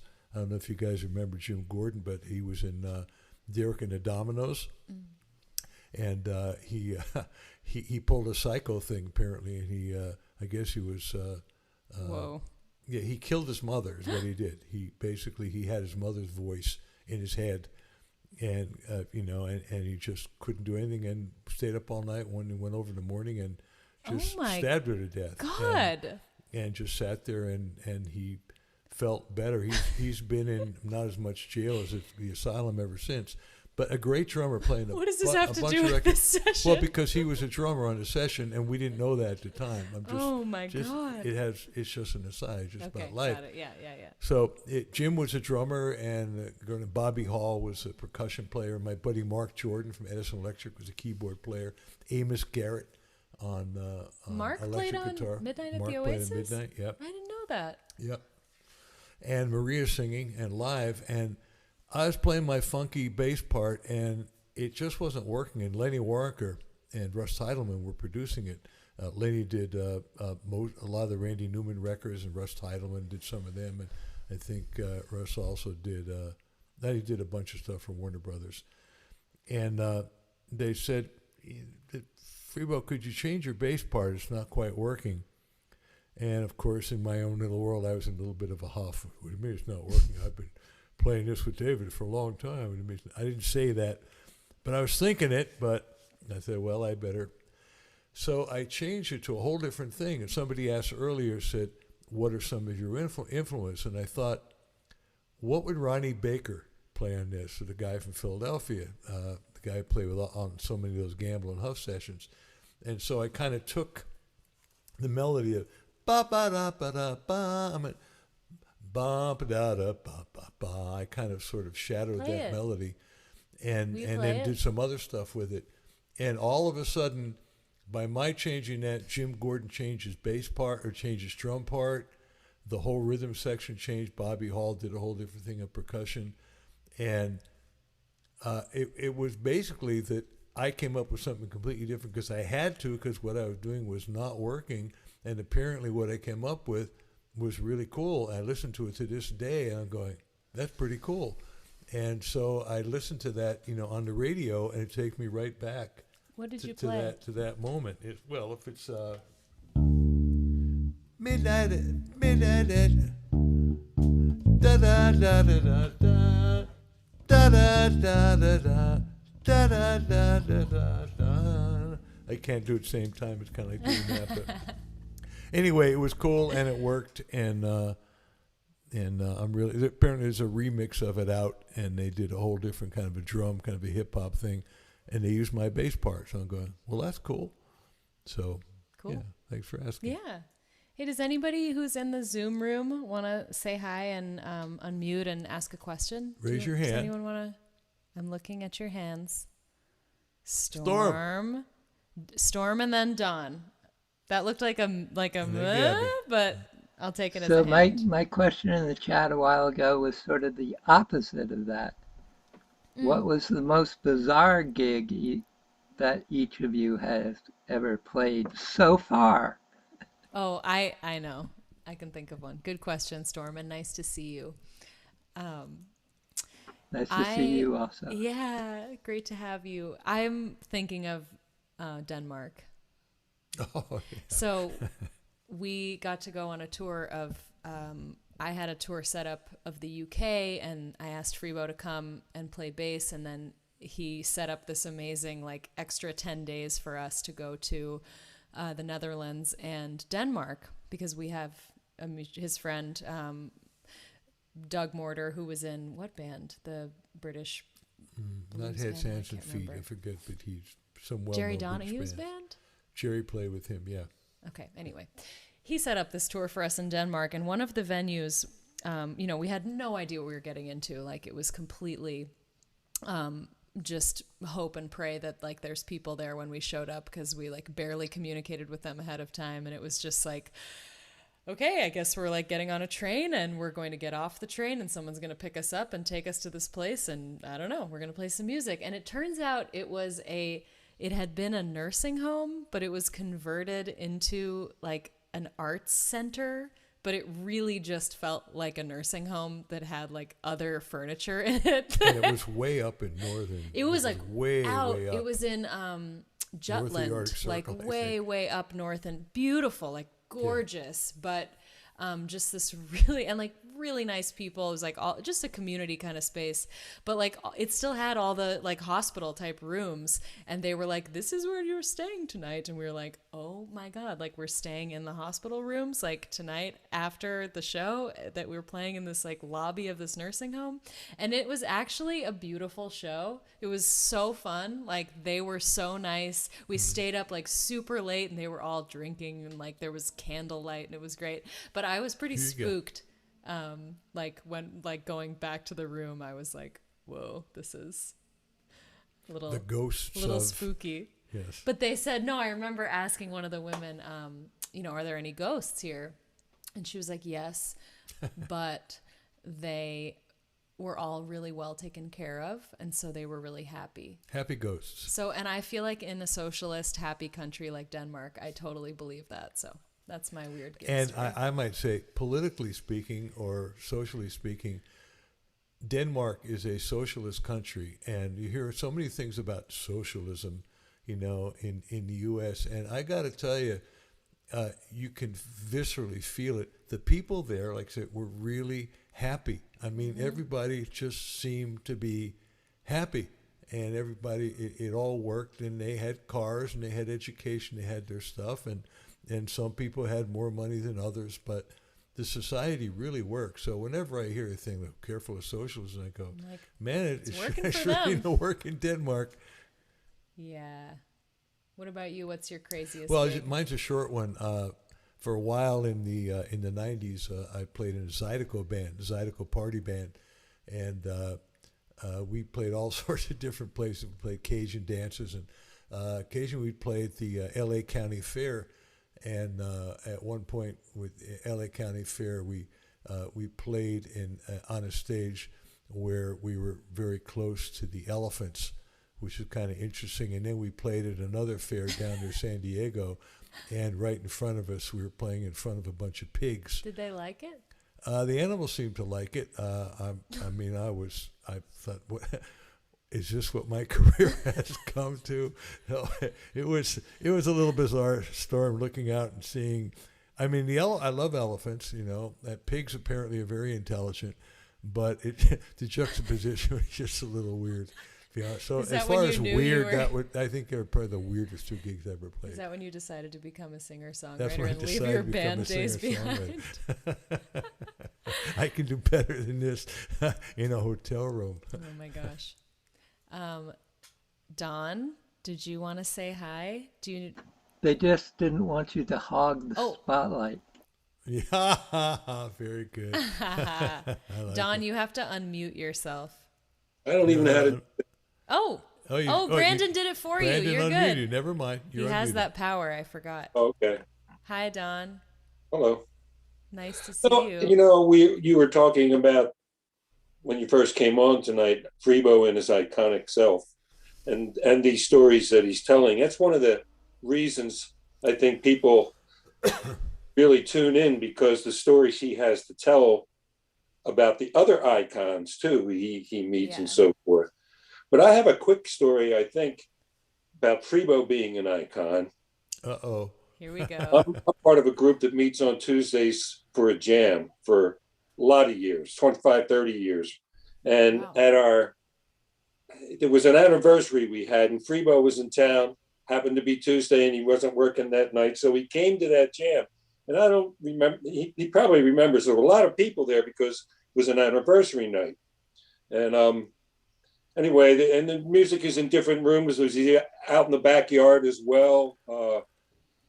But we were in a big room. And by the time we started to play a little music, Freebo actually either had his guitar or bass, I forget at the time what he brought the jam with. And word was getting around and the whispers were out there, hey, that's Freebo. He played with Bonnie Raitt and da-da-da. So, but for those who didn't at one point, and it's very unusual because it's an acoustic jam, but I don't know if the guy had an electric, but he started to play Rocky Mountain Way. And Walsh. And so he stopped. Not Rocky Mountain High, Rocky Mountain Way. And he said, have you ever played that one? And Freebo says, the last time I played that one was with Joe Walsh. Joe Walsh. So if people didn't know, speaking of icons, right? So if they didn't know it, all of a sudden they went, oh, okay. Aw, that's so cool. There's my Freebo story for that one. Thank you. And I got to tell you, Walsh was a gas to play with. He was so much fun. You would expect it, a guy like that, a wacky and crazy, wild and crazy guy, and he was just that, a great player and singer, and he was just as gracious as could be, and just killed it. It was such a pleasure playing that stuff. I've been listening to the Ray Wiley Hubbard new album, and Joe's on that album, and he does some nice stuff on that as well. If you haven't heard it, you should check it out. Cool. Cool. It's great to see you, Don. Thanks for coming Yeah, to the thanks Zoom for room. showing up. This is in a pandemic. This is like, oh yeah, Alice and Freebo are coming over tonight, and they actually bring some guests every now and then, I know. and it feels like you're in the living room. So we are. We are in your living room. Well, I know. Right You're on there. the TV over here too. By the way, wait a minute, that's me on the TV. How did I get there? Yep, that's you. Okay. Oh, there you go. Yep, it goes back and forth. It's magic. Cool stuff. Cool. Yeah. Well, we love coming into all your living rooms every week. It's been really nice to have this regular thing where we know it's going to be here every Wednesday, and we get to look forward to it and plan our guests, and it's just been so fun. I want to answer a question from Vincent in the other chat asking what my first professional gig was. I just thought I would share that I played at a farmer's market in Vermont when I was 15, and I didn't think about it at the time, but when they told me I was going to be playing for 4 hours, I was like, no problem. 4 hours is a really long time to play outside in Vermont in October. And I just remember my mom had to go and get a hot water bottle that I kept in my lap so I could warm up my hands. But it was such a fun gig, and my dad was there singing with me and my brother and my uncle, and we had so much fun. And I made $200 and I felt like the queen of the world. So that's my story. I would just reply to Sam replying to us on the chat about Marx and Denmark not a socialist country. I don't know what Marx said about it. Marx would consider Denmark what traitors.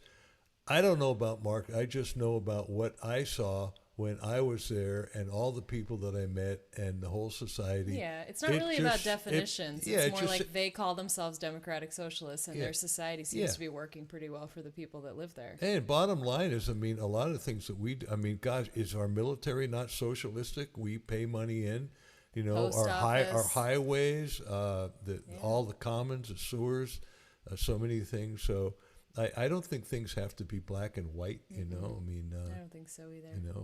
Whatever. And I'm sure you could speak to that, Bob Zwick. Bob and I spent some time together. Bob was and his family were big in the Democratic hierarchy, so to speak. Still am, yeah. Still are, yeah. Hi, Bob. You Hey. must be happy with the results of the election, I'm guessing. Yeah, but there's always another one coming along, so we got to fight for that. For sure. Well, thanks for watching. Yeah, we appreciate your support throughout these things. Thank you for that. Right. Good to see your face. Yeah, well, it's good seeing you again. Freebo may or may not remember, but I was with the sound company back in '76, and I toured with Bonnie and him and all that.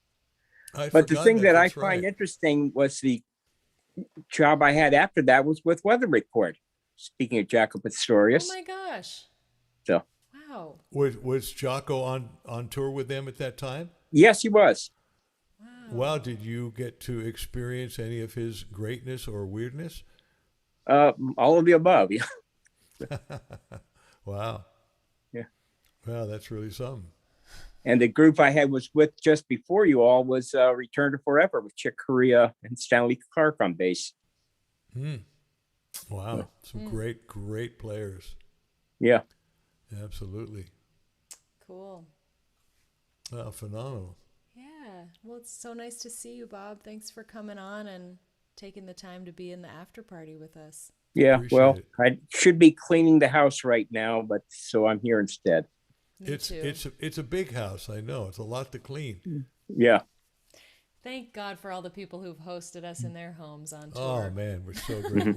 How could we have gone through life without the generosity of some very kind folks? We wouldn't survive. Gabby, you had a question? You have to unmute. Can't hear you. You have to unmute. Hi. Oh, Hi. Hello, hello. So nice to see you. So good to see you guys. First of all, I didn't even know this was a thing. I just found this out tonight. It's our new thing. It's our new thing. Okay, here I am. All right, here it is. But I just wanted to say that A, I miss you. B, thank you for just being the most amazing friends in addition to being the most amazing musicians. And I will always 500% be in your corner and support everything you do. Thank you. You're very welcome. I just wanted to ask you guys, I wanted to shift gears just a little bit because I don't know if everyone here knows this about you guys, but you tend to be big foodies and have good food taste. And so I was just curious. We did go out for dinner that one time. That's right. We sure did. Yes, we did. We did. And I was just curious what any new recipes you guys have come up with during the quarantine or great question. Yeah, and or also plus a plus whatever equals whatever else. What music, any new music you guys have discovered during this time? Oh, too. Thank you for those questions. Those are great. Do you want to go first or should I go first? Well, one thing is I was able to turn Alice on to Chris Smither. That's a big one for me. Yes. Really? She was really not familiar with Chris. We had Chris on the show and he blew her away. And I'm since now then, a huge I played fan. some CDs and some records for her. She's a total Chris Smither freak now. Yeah. I particularly his album Time Stands Still. I think it's from 2009. It's so good. I mean, all his stuff is great, but that record just kills me. There's a song at the beginning. The first cut is Don't Call Me Stranger. And I just have been, that song just kills me. The words are so great. He's such a great player. And so that I've been enjoying that a lot. And that new Bob Dylan record I mentioned, it's called Rough and check that out. Great record. It's just good. The band is just kicking. It's just so good. Food wise, I've been cooking a lot and I've been really enjoying it. I've always enjoyed cooking, but being on the road, that's impossible. And that's always been the most difficult part for me is just not having that time to prepare food. And I enjoy that. It's very creative and calming to me to just go through that process of chopping things and setting things aside. And, I love grocery shopping. I'm kind of really enjoying not being able to be on the road in a way. So yeah, I don't know. I've been making a lot of soup, been making a lot of veggie soup. I've learned how to roast a chicken really well. Oh. Check out Martha Stewart's perfect roast chicken recipe. I know Martha is, pretty basic, but she roasts a mean chicken. And also another cookbook I love is called Salt, Fat, Acid, Heat.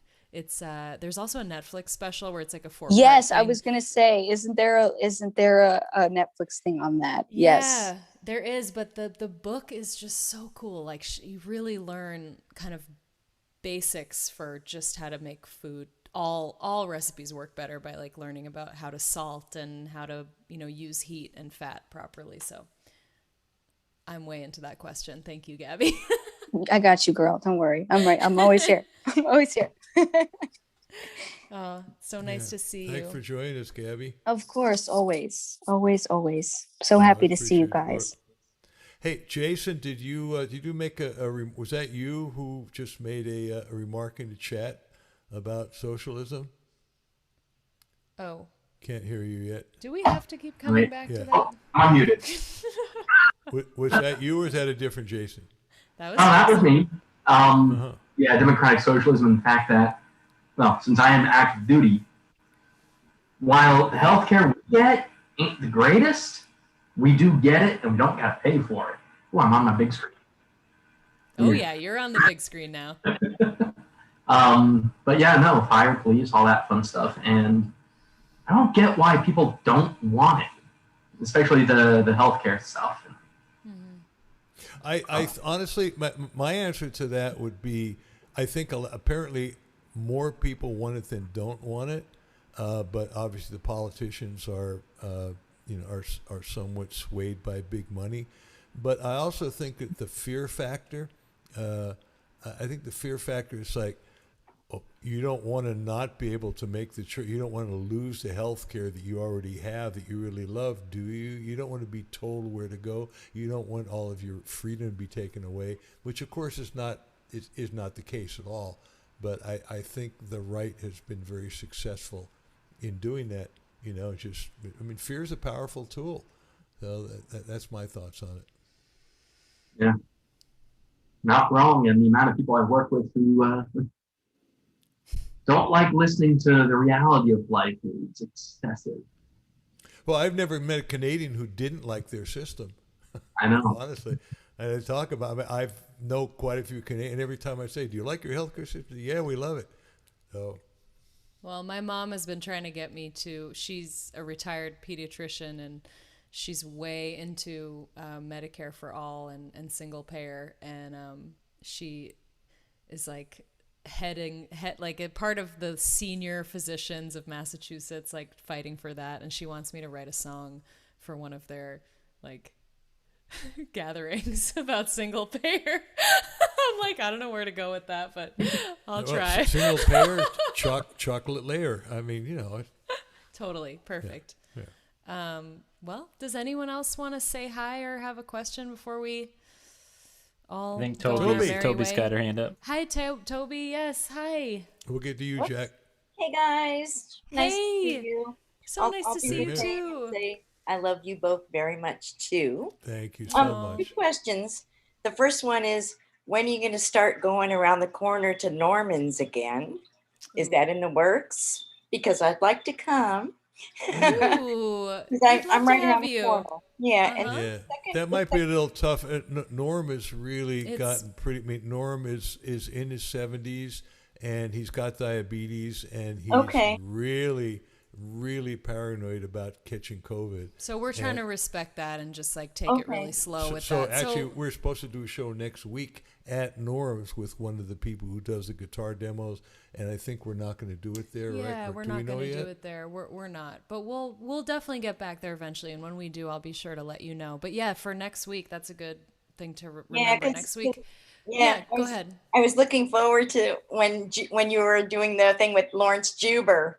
I know. And you guys were going to allow me to be there, and it I got know. called. Sorry Well, about that. we definitely will do a show there again. B, Okay. we'll have Lawrence on again and others, including Sarah Rogo. She goes by Rogo. She's a great blues player. She's actually our guest next week, and she works at Norm's and has done a ton of videos there. So You go to Norm's Rare Guitars YouTube channel. You can see her doing a lot of stuff.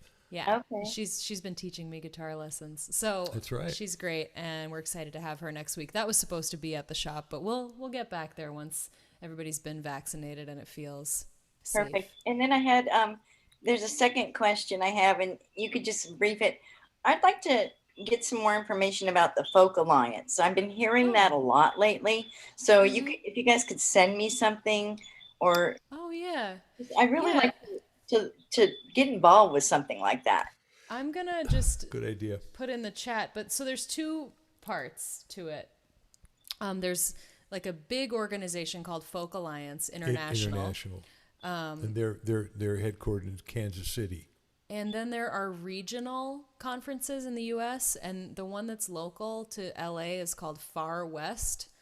And I'll send you the info, but okay. It's and last year Far West was in LA. I think that this year and not going to be what's one, really cool about it, it's a professional organization. It's like a networking type conference, but it's also really like it's also like a music festival in a hotel, which sounds crazy, but it is crazy, but it's wonderful. They are really trying to push, like, whether you're a musician or not. I know they really want more people from the public to know about it and buy tickets and come, because for the price, it's a very reasonable price for a member of the public, not like registering for the conference. You could register for the conference and come to the workshops and stuff, which are all great, lots of music, learning music, learning about industry stuff, lots of different things.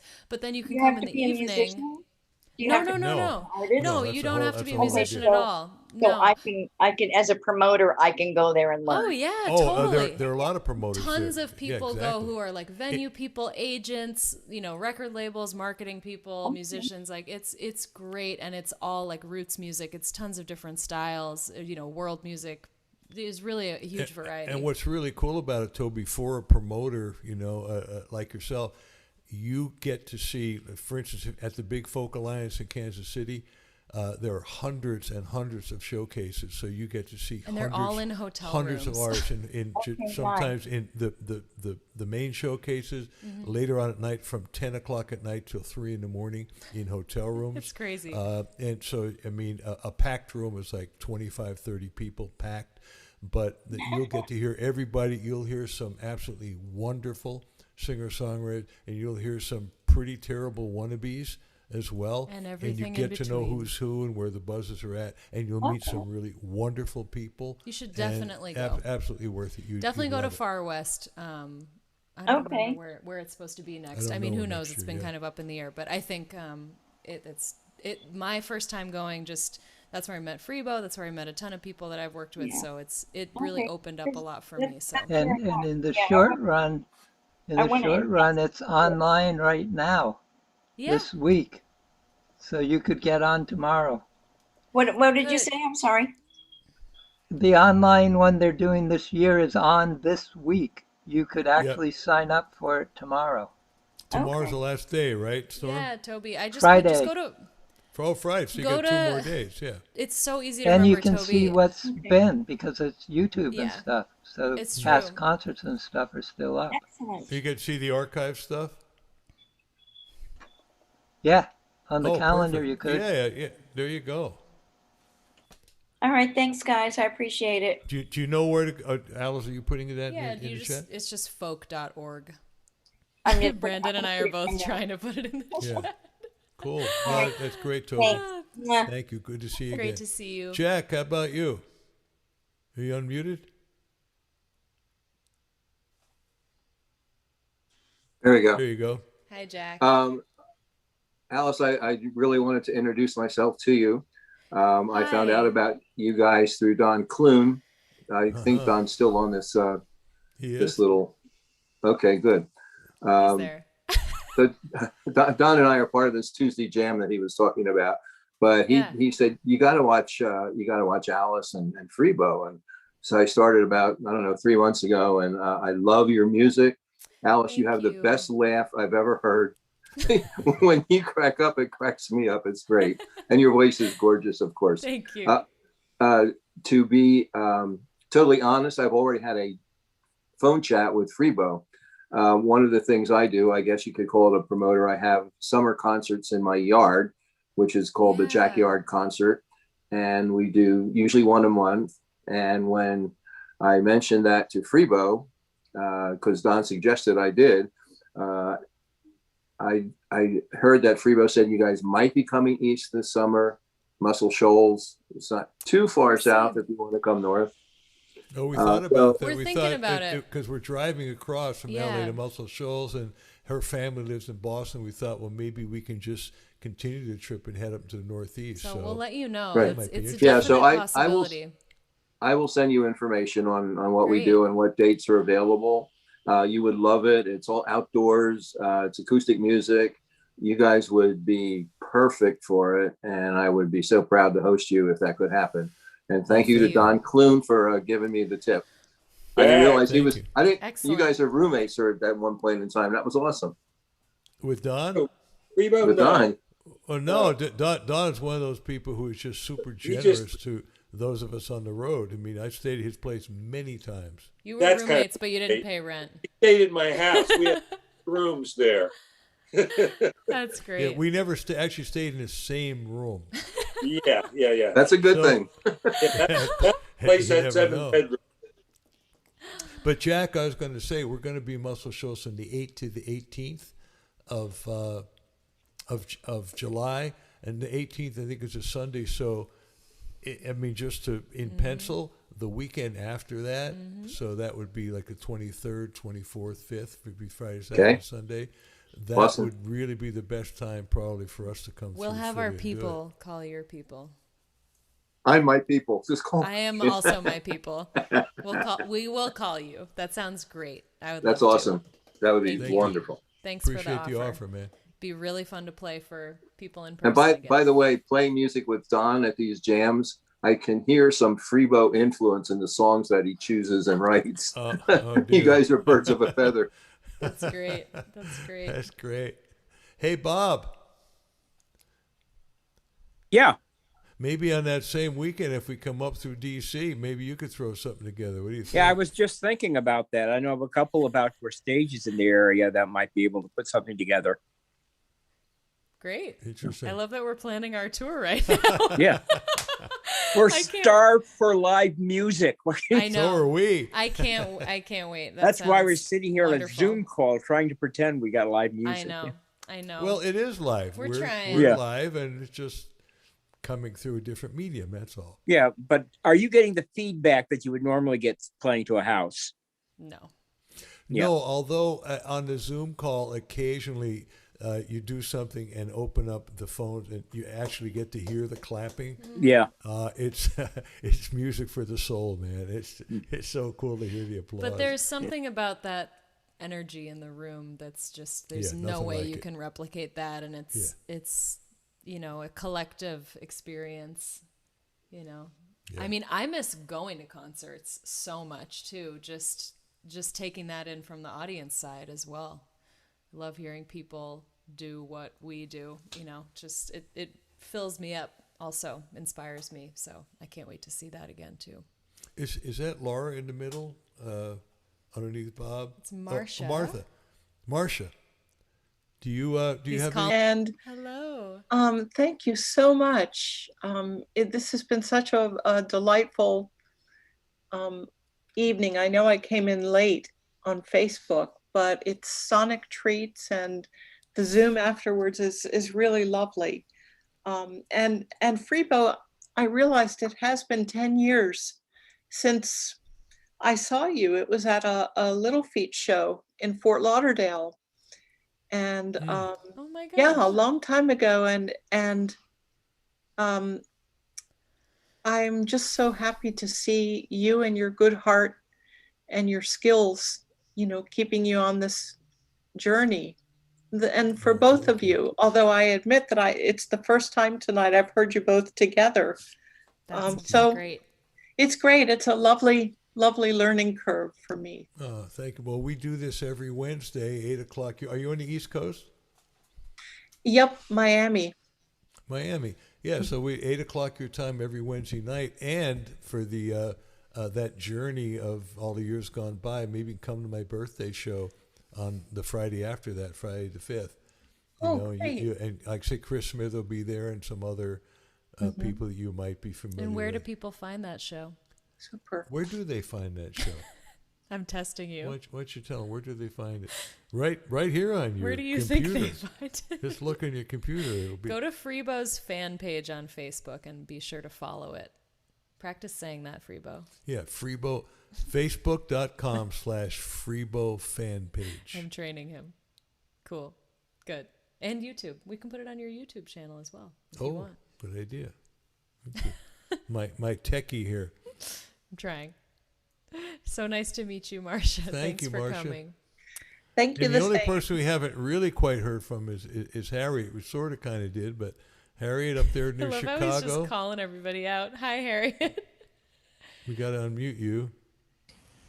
There we Oh, go. Hi. Unmuted. Hi. Yes, I'm in Chicago. Is it cold? Actually, it's like spring today. It was in the 40s. Not as cold as Texas was, huh? No, not as cold. I mean, we had a lot of snow, but it's all melting now. So it's good. Thanks so for it's being great here. to hear you guys. And I heard you guys I've heard you on Folk Stage. Oh, great. So I love Folk Stage. up until the pandemic, we would go to Folk Stage all the time. But so we usually go to the studio, my husband and I, but now it's virtual. So actually, Shannon addresses on Folk Stage on Saturday. Oh, she is. That's great. Oh, we Yeah, should. she's check actually- Were you at Folk Stage when Alice was there in did person? we meet? Well, yeah, sort of. I mean, yes, I was there when you were there. Oh, okay. That was one of my. That was such a great moment for me. Folk Stage is this program in Chicago at WFMT, just a wonderful radio station. It was my first very big girl grown up gig. Once I Really? started. Yeah, well, I had been performing plenty for several years, but just that one was we are hiring you. We think you're good. We're going to pay you really well. We're going to put you on the radio. That was for me. I mean, and also on top of that, it's a radio show, so it has to be a very specific time length. And it was 28.5 minutes. And I was oh my God. I was watching the clock. And Rich holds you to it too. Oh my God. Rich is. If you think you're going to run over, the look on his face. I know. I love Rich, and I'm excited to share this new version of A Case of You with him, and I think he'll play it on his show. But yeah. Well, it's great. I love the shows. I don't get to hear all the time because I work, and so sometimes I work in the evening. But it's great to hear you both. Well, thank you. Well, you all should know, maybe you do, but all of our shows are archived. I know. So you don't have to be there live. You can see them, and certainly on Norman's Rare Guitars YouTube channel, they're all there. And my Facebook, they're all there. And are you all on your Facebook page? They're on, yeah. That's great. I can't find them on mine. It must be buried way down. But and again, we'll talk about it later. School. And Freebo, I love your song. There's no place like home. Thank you. I volunteer at a homeless shelter, and so it's just gets me. I love it. Thank you. Hey, maybe you can find some way to use it at your shelter. I'd be happy to certainly allow you to do that. That would be great. Or play it for some folks. Thank you. Appreciate that. Well, everybody, this has been wonderful. I think it's time to probably say goodnight. And thank you so much for coming, for sharing your questions and your love and appreciation. We so appreciate you. And thank you for being here every week. Or if this is your first time watching, thanks for sticking around. Should we send them out with maybe a Cat Stevens a cappella duet? What do you think? Sure. This is something that I don't remember when we first did this, Alice. But we were in the Netherlands. It was on that same tour. Yeah, we did a fun little YouTube thing with it. But you're about to get. I am about to. Just keep it on. Oh.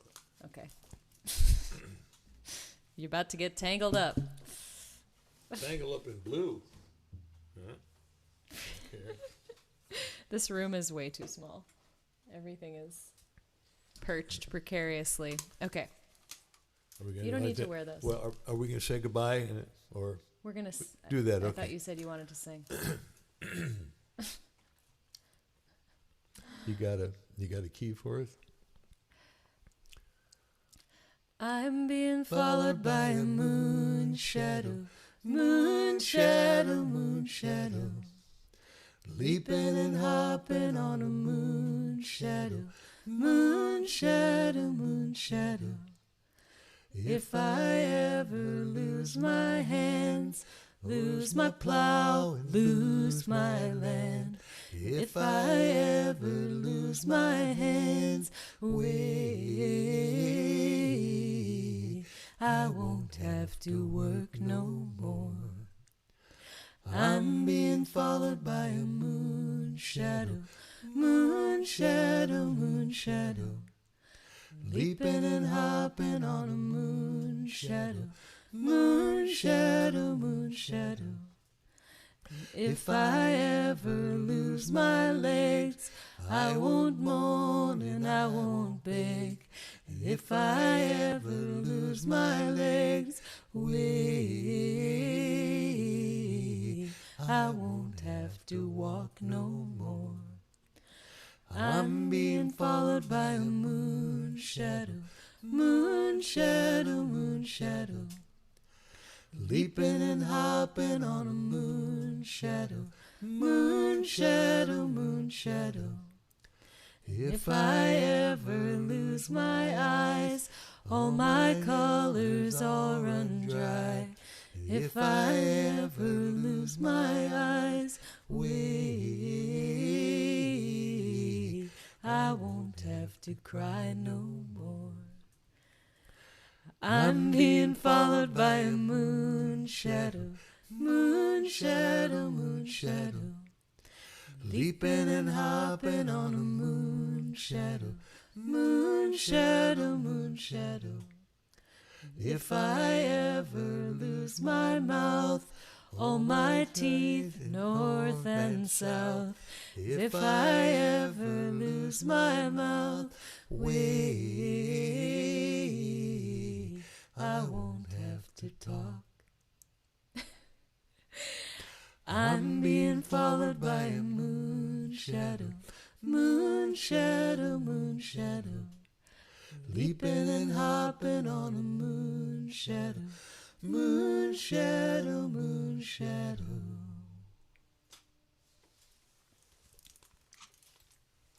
Oh, there Love you go. You guys. Thank you. Yay. That was gorgeous. Excellent. Hey, Thanks. thanks for joining us. We'll sign off bit by bit here and we'll say goodbye. Thanks, everybody. And, hopefully we'll see you next week or Friday. Bye. See ya. Thank you all. Bye-bye. Bye. Bye. Bye, guys.